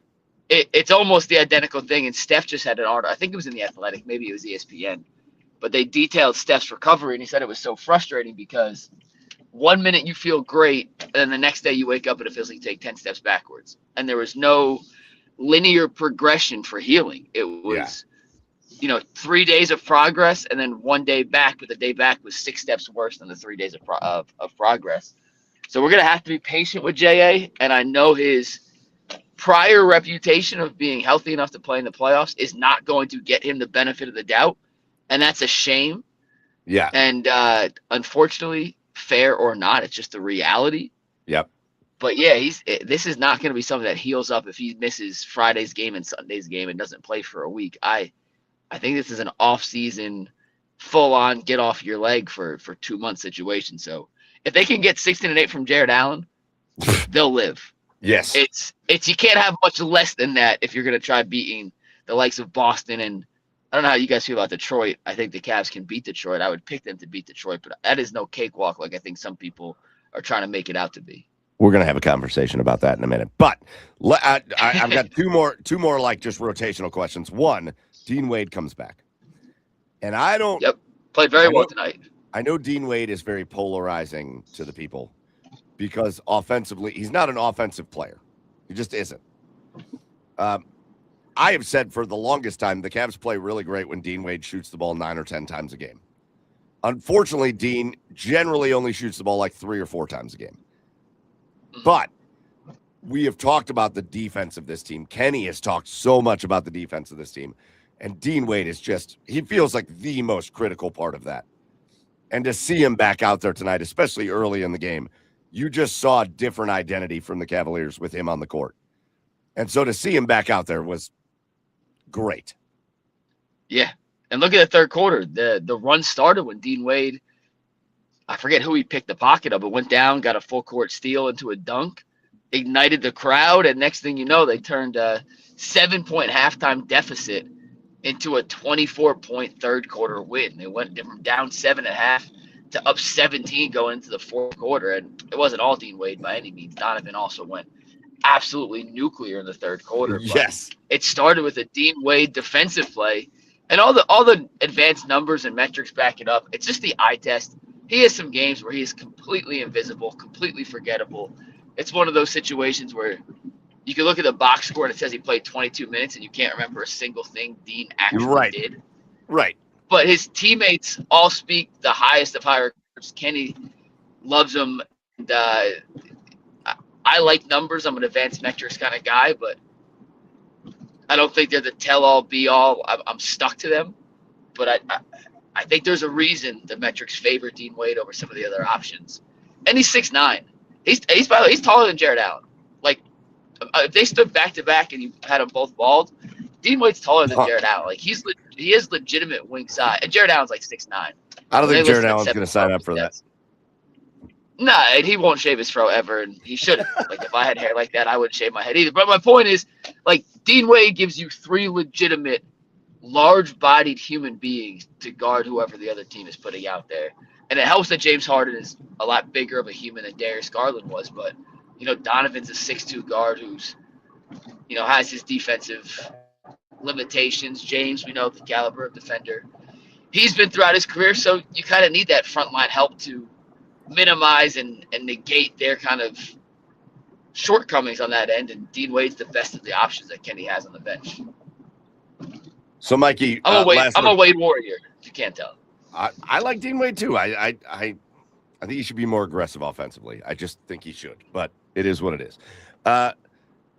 Mikey, last rotational question. Yep. You get into the playoffs. Rotations shrink in the playoffs. What's the ideal Cavs rotation for the playoffs? Is Jalen Tyson healthy or not? Yeah. You got to imagine he'll be back. By the way, all indications point to Jalen being ready to play Friday. So Yes. he should be back. But I thought tonight we saw, as currently constituted, Kenny's playoff rotation. They had 9 guys. Schroeder played 14 minutes. By the way, Dennis was a minus 22 in 14 minutes tonight. And I actually thought he played kind of well, which doesn't match the eye test. So I don't know how that happened, but I love when he drives to the hoop. I love it. Yeah. I saw the box score and he was a minus 22. I was like, what the hell? Like, but you saw their starting 5, whether it's Dean, whether it's Strus, whether it's Merrill, whether it's Tyson. Dean's going to play. He's going to be part of the rotation. They don't have any other backup big options. Merrill and Strus, you're going to pencil them in. And then I think Keon Ellis and Jalen Tyson are going to be fighting for that 9th spot in the playoff rotation. Who's playing better? Who's hotter? Who has a better week of 2 practices leading into that game? Maybe Kenny goes 10. He did 10 last year in the first round against Indiana in the second round. They cut it down to 8. If you're telling me to pick 8 right now, I guess I would cut Ellis out, and I guess I would cut Tyson just based on the fact he hasn't been as healthy as the other guys and doesn't have the lead up. But it's a good and a bad problem to have. I think you'd rather know exactly who's going to be in your rotation and the exact 8 or 9 guys you're going to war with. But the fact that Kenny has 10 guys, I think he can kind of pick and choose based off matchups. I think a lot of it's going to depend on just who's playing better on that individual night. Mikey, I take it even a step further. And I am not the biggest Thomas Bryant fan, but he is a momentum changing kind of guy when he's playing the right way. And I'm not talking about when he's shooting 3-pointers. But he always just seems to make like a big defensive play or get a big rebound or like start a fast break. Like he's another big man that like I'd be hard pressed to just be like, you're not in the rotation anymore. Kenny doesn't. I don't know the answer to why. If I did, I promise I would tell y'all, and I'd tweet it and I put it on UCSS. Kenny, for whatever reason, doesn't fully trust Thomas Bryant. Oh, I don't either. And I just think in a playoff series, I don't know how he could put him in. But I also think Thomas Bryant can swing you a playoff game. Yes. I think Thomas Bryant can score 14 points in 8 minutes. I also think Thomas Bryant in 8 minutes can go 0 for 7 and be ready to shoot the 8th 3 as soon as the ball comes to him and completely shoot you out of a playoff game. So it's a bit of a double-edged sword. But I've always said, like, you kind of need that crazy guy on your team. Like, every playoff team has one crazy guy. And I say that as a compliment. Like, I genuinely like Thomas Bryant, and he can play. They don't have a ton of crazy, unpredictable, high-variance guys. Schroeder's the closest to it in the backcourt. Strus has a little bit of the crazy in him, but you kind of know what you're getting from Strus. It's just a matter of how many threes is he going to hit. TB can change the game, and I thought he was awesome against the Pacers. And in spurts, I do think he can help. I'm just not sure he'll be in the consistent rotation considering who else they have available to him. And also, I made it home, so for anyone worried if I was going to crash. Shout out to you. Way to go, Mike. Nice easy drive from Rocket Arena. All right, so let's talk about scenarios real quick, Mikey, because, man, did it feel like just before this game almost even felt a lot like, all right, Cavs look like they're pretty locked into the 4 seed. Hawks look like they're pretty much locked in right behind them. So we could be getting previews of the playoffs, and that still holds true for sure. But now you look at the standings and you go, man, the Raptors are right behind the Hawks, half game back. Cavaliers are a half game behind the Knicks now, and the Knicks have the Celtics tomorrow. So there's a really good chance after tomorrow the Knicks and the Cavs are tied. Knicks do have the tiebreaker, but I don't know. This is the big topic right now. This is the big talk of the town.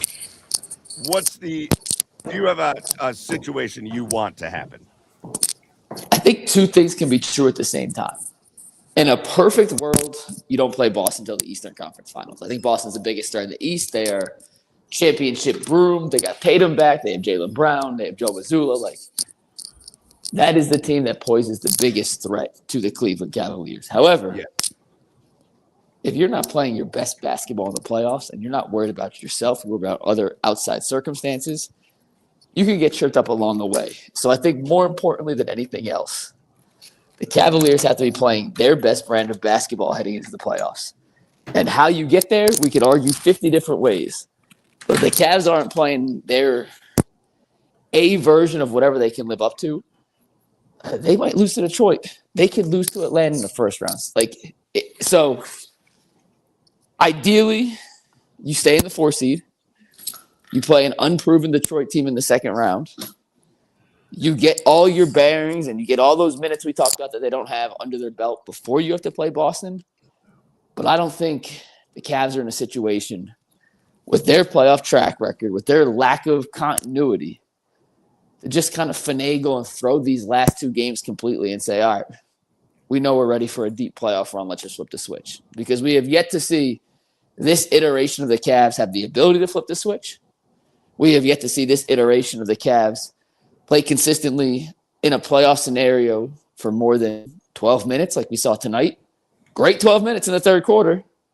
Shitty 6 minutes to start the fourth. And then, yes. So they haven't proven enough to me to say, we're good enough to pick our opponent. We want Detroit. We want to avoid Boston. The Cavs have to figure out their own shit first. And then let's worry about who they're going to play next. With how Jekyll and Hyde they've been this season, Mikey, I mean, you as an advanced metrics guy, are you just throwing the papers in the air like, oh, let's see what fucking happens? It makes no – so Kenny, their three-point defense drives me nuts. Oh, and oh my God. And I've done some video breakdowns on Kenny swears that teams against them have just gotten the luck of God this year and shoot above their expectation every game. And that might be true. Hand up. They have numbers that I have no access to against Memphis. I watched 3 of the guys on Memphis play in the G League 3 weeks ago and get smoked by the Charge, and they couldn't buy a shot at Public Hall. And next thing you know, they're making 6 threes in an NBA game. So there's probably something. They were also wide open the whole time. Well, that's what I'm getting to. So there's probably something to these guys aren't great shooters. And they happen to be making shots. But against Memphis, and by the way, if anyone didn't hear, Memphis made 29 threes, tied the NBA record. They shot 59, only 25 were contested according to NBA tracking data, which means, what's the math? 25, 50, that means 34 of the threes were considered uncontested or open. You can't give up 34. I don't care. Listen, I play D3 basketball. You give me 34 open threes, even from NBA range, I'm making at least 10.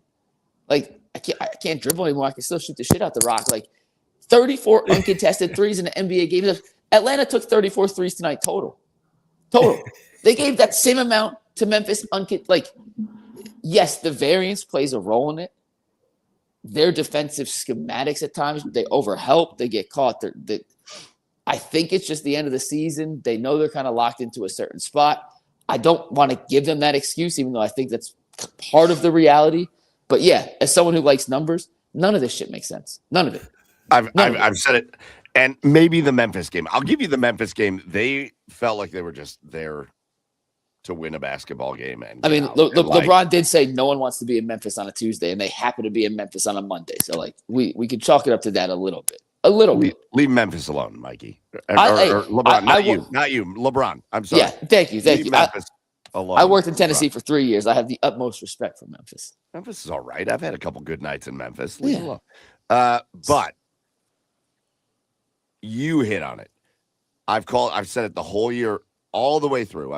They play no man's land defense, where they just get caught standing in an area of the floor where they are not helping and they're not guarding their guy. They're just in no man's land. And I don't know why they don't realize that in the NBA, guys can make passes. Mm-hmm. And it's not hard to find an open guy. And so when you have just drifted off of your guy for no reason, I don't mean to call out Jalen Tyson. He just does it a lot, where he just will be off of his guy for no reason. And the next thing you know, his guy is shooting a wide open three. That is going to lose you a playoff series. Yeah. I don't know why they do it. I would rather have Kenny Atkinson say, forget it. One-on-one defense, do not help. Do not even come off your guy unless you're Evan Mobley or Jared Allen. Otherwise, do not help. Then what they do now. The no man's land defense is frightening. It's frightening. I don't know if I call it no man. Kenny has made it a point that they say they want to protect the paint. They want to give as few shots at the paint as possible. And they actually do a really good job. They're third in the NBA as of this morning in opponent field goal percentage at the rim. So the third lowest of opponents shooting at the rim. Right. The issue is teams don't shoot a ton of shots at the rim. There's like 14th in the NBA opponent field goal attempts at the rim because teams get into the paint, kick out, and it's open threes. The Cavs' biggest issue, and I think the best way, once again, it's easier said than done, the best way to cut off some of these open threes, they stay in front of their guys on the perimeter. Like, they get beat off the dribble nonstop. Yes. People get into the paint. Then the Cavs are forced to collapse, kickouts, and yeah, like it goes back to what I said earlier about flipping the switch. We can chalk a lot of it up to effort. And maybe that's the case. I refuse to believe over the course of 30-something games with James Harden, it's all just effort-based, and all of a sudden, I can't snap with my right hand. I'm holding my phone with my left. Let me switch. Snap like that. The playoffs, we're going to see this increased level of really effort. Good. Thank you. That's why I get paid the big bucks to talk about sports. Yeah. We got to work on that right-hand snap, though. I have a left-handed dominant player. I can't make a layup with my right hand. I can't snap with my right hand. I can't brush my teeth with my right hand. Lefty all the way. But like, I just refuse to believe that it's all effort-based. And if they could do a better job of the perimeter, just staying in front of the guys, playing basically like shell defense. Because you mentioned Jalen Tyson gets lost. Keon Ellis has had some high highs on defense. He gets lost way too often. Yes. Dennis Schroeder, once again, can be a pest on ball in the full court, but in the half court, when there's some simple back screens and pin downs, he seems to get lost. Donovan gets lost. They have too many guys that seem to be trying to do too much. And I'll use a football analogy, but do you guys remember Asante Samuel, the old cornerback for the Patriots? Of course. He liked to jump passes, right? Like, his thing was, I may get burned a few times, and I'm going to get a bunch of interceptions, and those turnovers will make up for the fact that I'm going to get burned. The Cavs, I feel like, are trying to be Asante Samuel. You could have one Asante Samuel. You can't have four Asante Samuels in the court at the same time. You're going to get snapped with double moves. You're going to get way too many 20-yard completions and explosive plays, and that is not a sustainable way to play defense. And I feel like the Cavs, heading into the playoffs, you have Evan Mobley, you have Jared Allen, you have two legitimate elite-level rim protectors. Just stay in front of guys, and if you do get beat, you got the 7-footers behind you to clean up the mess, but don't have to collapse. You don't have to corral all this extra help on drives if you're not so aggressive at trying to get these steals that you may get 2-3 a game, but I don't think that's enough of a difference to justify the risk. Having said all of this, because it's been weirdly kind of negative surrounding the Cavs, Shockingly, even though they are still win. kind of on a tear. Like they win a lot. They win a a lot. ton of their games. Having said all of this, I want to go back to a point you made before, and then we're going to let you out of here. But you made the point about the seeding, 3 seed, 2 seed, 4 seed, whatever. This was the point. I got asked this in a TikTok, and I responded to it. This was my point. It's the old Ric Flair saying, to be the best, you got to beat the best, right? Yep. But I don't like that saying for the Cavs. To be the best, you got to be the best. Mike, And that, I think, what? are you here, Mikey? Yeah. Yeah, he's here. Okay. He was just very still. He's stoic. No, I'm Oh, here. Joe. I'm here. Joe's the one that dropped out. What an idiot. It's also to be the man, you got to beat the man. If you're going to do wrestling puns, Mike, you got to get it right, okay? All right. Whatever. But like for the Cavs, I don't think it's about who you beat.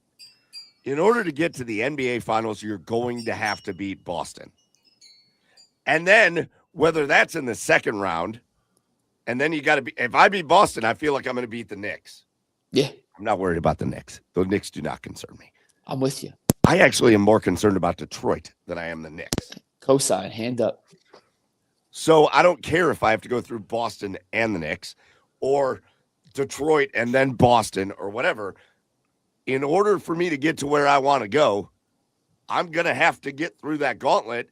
And then on the other side of that, it's going to be Oklahoma City or San Antonio or, well, certainly not if Wembanyama is not healthy or whatever. But like, a lot of people right now are really caught up in this. Do you want the 4 seed or the 3 seed or whatever? I'm like, I don't care. Just get in and play good basketball and if the Cavs are the best version of the Cavs, they can beat anybody. Yeah, and I'll leave. I guess I'll leave it at this. Indiana last year was the 4 seed, right? Mm-hmm. Indiana caught fire in the second half of the season. Yep. Indiana was playing arguably as good of basketball as any team, East or West, entering the playoffs. The Cavs had won 64 regular season games. They had put up a point differential that had basically never been seen before in the Eastern Conference. One of 15 teams that ever had won 64 or more games on a point differential of 14 points or 13 points or better. I forget the exact number. And guess what Indiana said? I don't care. Bye. We're playing better basketball than you right now. We beat Milwaukee in the first round. We didn't try and duck, dodge, and weave a wrench or a 1 seed just to face whoever the 2 seed was. Like, no, they played their best basketball as you got to the playoffs. You get hot. And it's like momentum matters so much in this stuff. And go look at, go back as far as you want. The bubble year with LeBron winning the championship in Miami. Like, obviously the layoff helped some of the older legs on LA regain their speed and mojo, and they catch fire. Denver, when they won the championship, was on an absolute roll in March and April. They go on to win a championship. OKC last year, hot, goes to the finals, wins the championship over an Indiana team that was equally as hot. The teams that win the championship, yes. Oftentimes the hottest teams heading to the playoffs are also teams that have been hot all season. But sometimes, man, you get hot at the right time. It negates what you did in the first 65 games of the year. Those last 20 games, in my opinion, are so much more important than what happened in October and November when Darius Garland was still on this team and DeAndre Hunter was still sucking up minutes on this team. So I hear everyone's complaint. Yes, you want to play Boston as late as possible in a perfect world. I'm more concerned about, can the Cavs get their shit in a row and play their best version of basketball? And against whoever's in the first round, can that continue into the second round? If it's against Detroit, if it's against New York, if it's against Boston, so be it.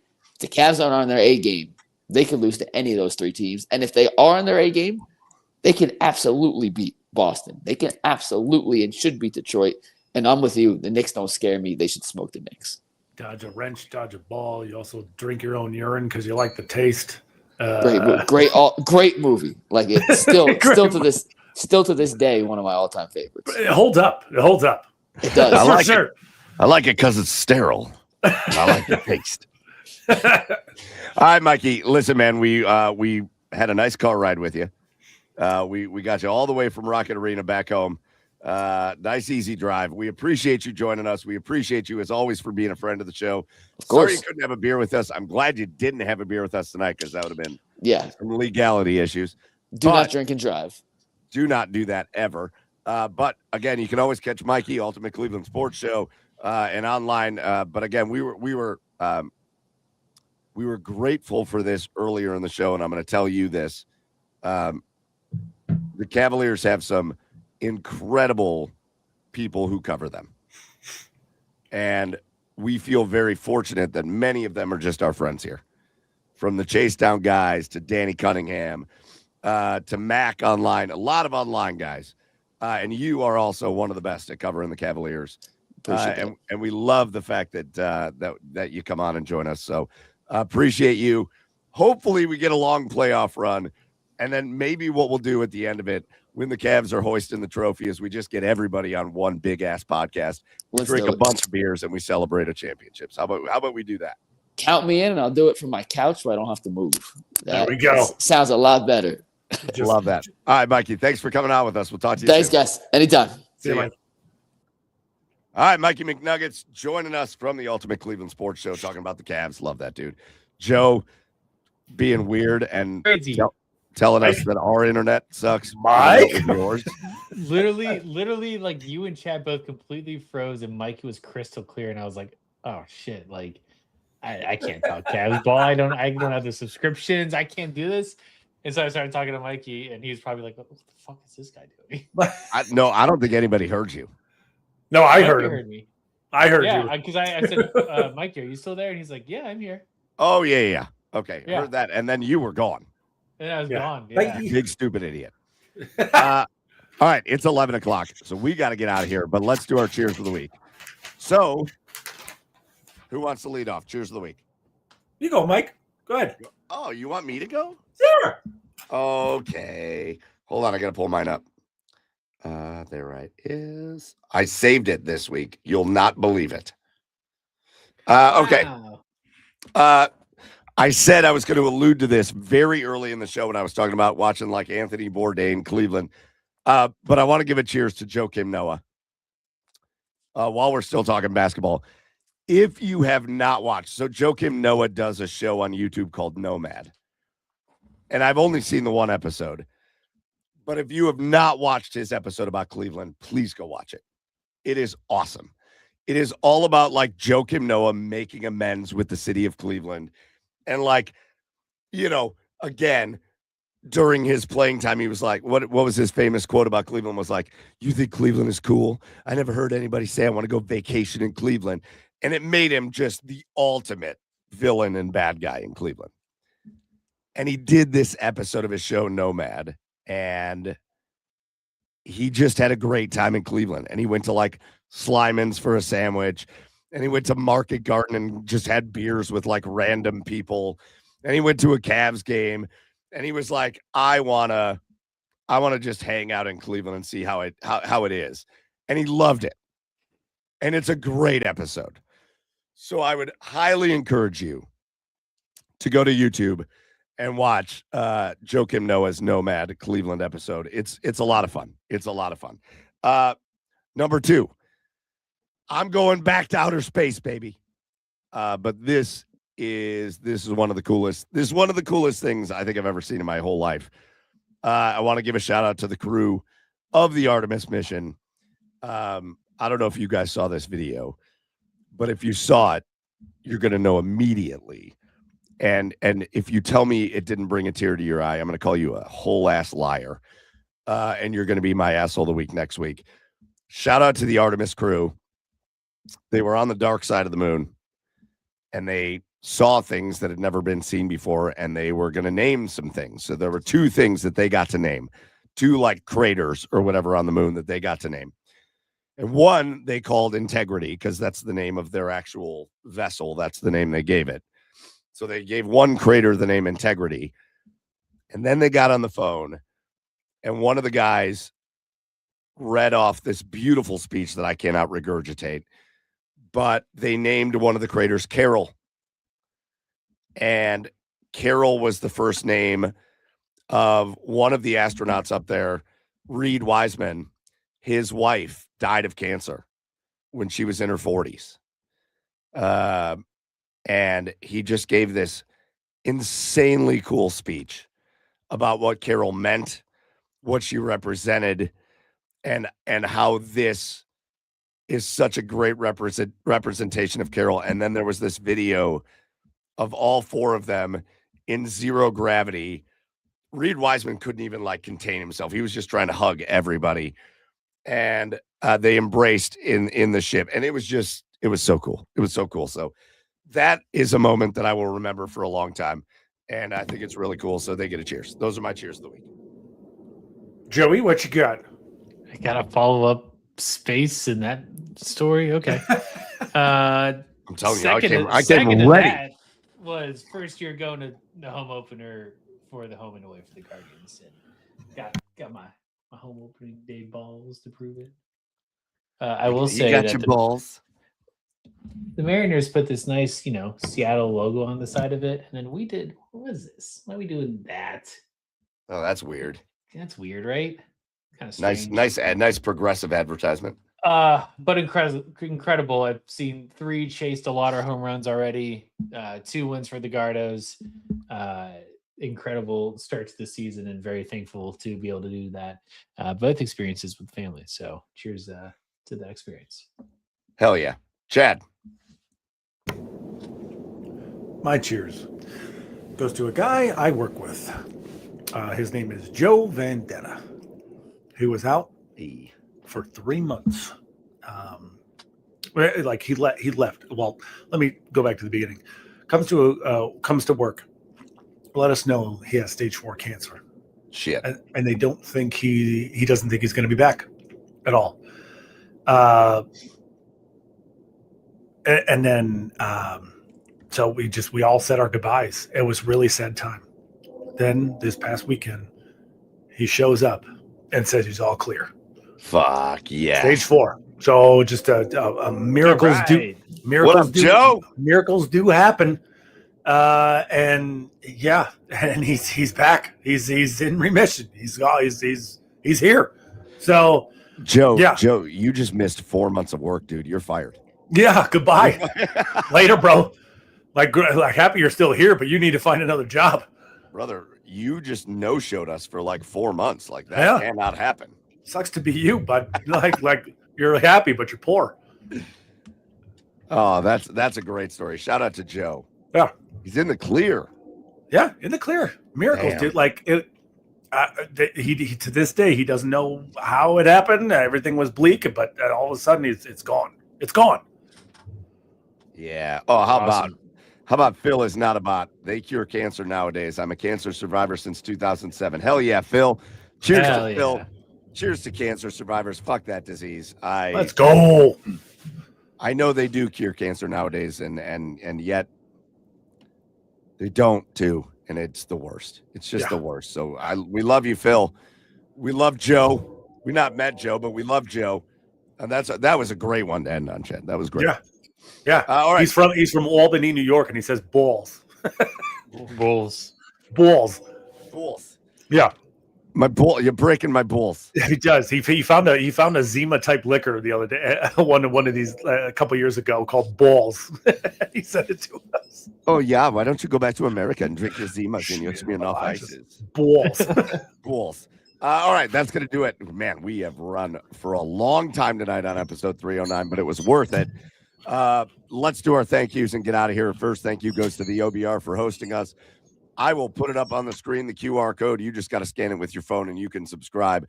Hit that QR code with your phone. Subscribe to the OBR for all of the best Cleveland Browns coverage in all the land. That's the OBR.com. Big thank you to our special guest, Mikey McNuggets. Worth the wait, man. Worth the wait, as he gave us a lot of great stuff on the Cavaliers as they come off their win against the Hawks and now just a couple games left on the season. Bulls. Hey, I tried hitting the QR code with my phone. It did not work. I don't care. Your phone's stupid and I don't trust your internet. So shout out to Mikey for coming on from the Ultimate Cleveland Sports Show. You go check him out there.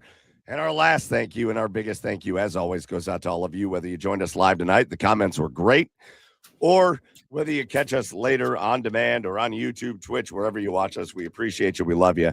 And we thank you for joining us. That's going to do it for episode 309. For Joey Whalen out there in Seattle, For Chad Meyer on the east side of Cleveland, I am Michael Keefe saying this has been a blast. We'll talk to you next week. Until then, as always, cheers, everybody.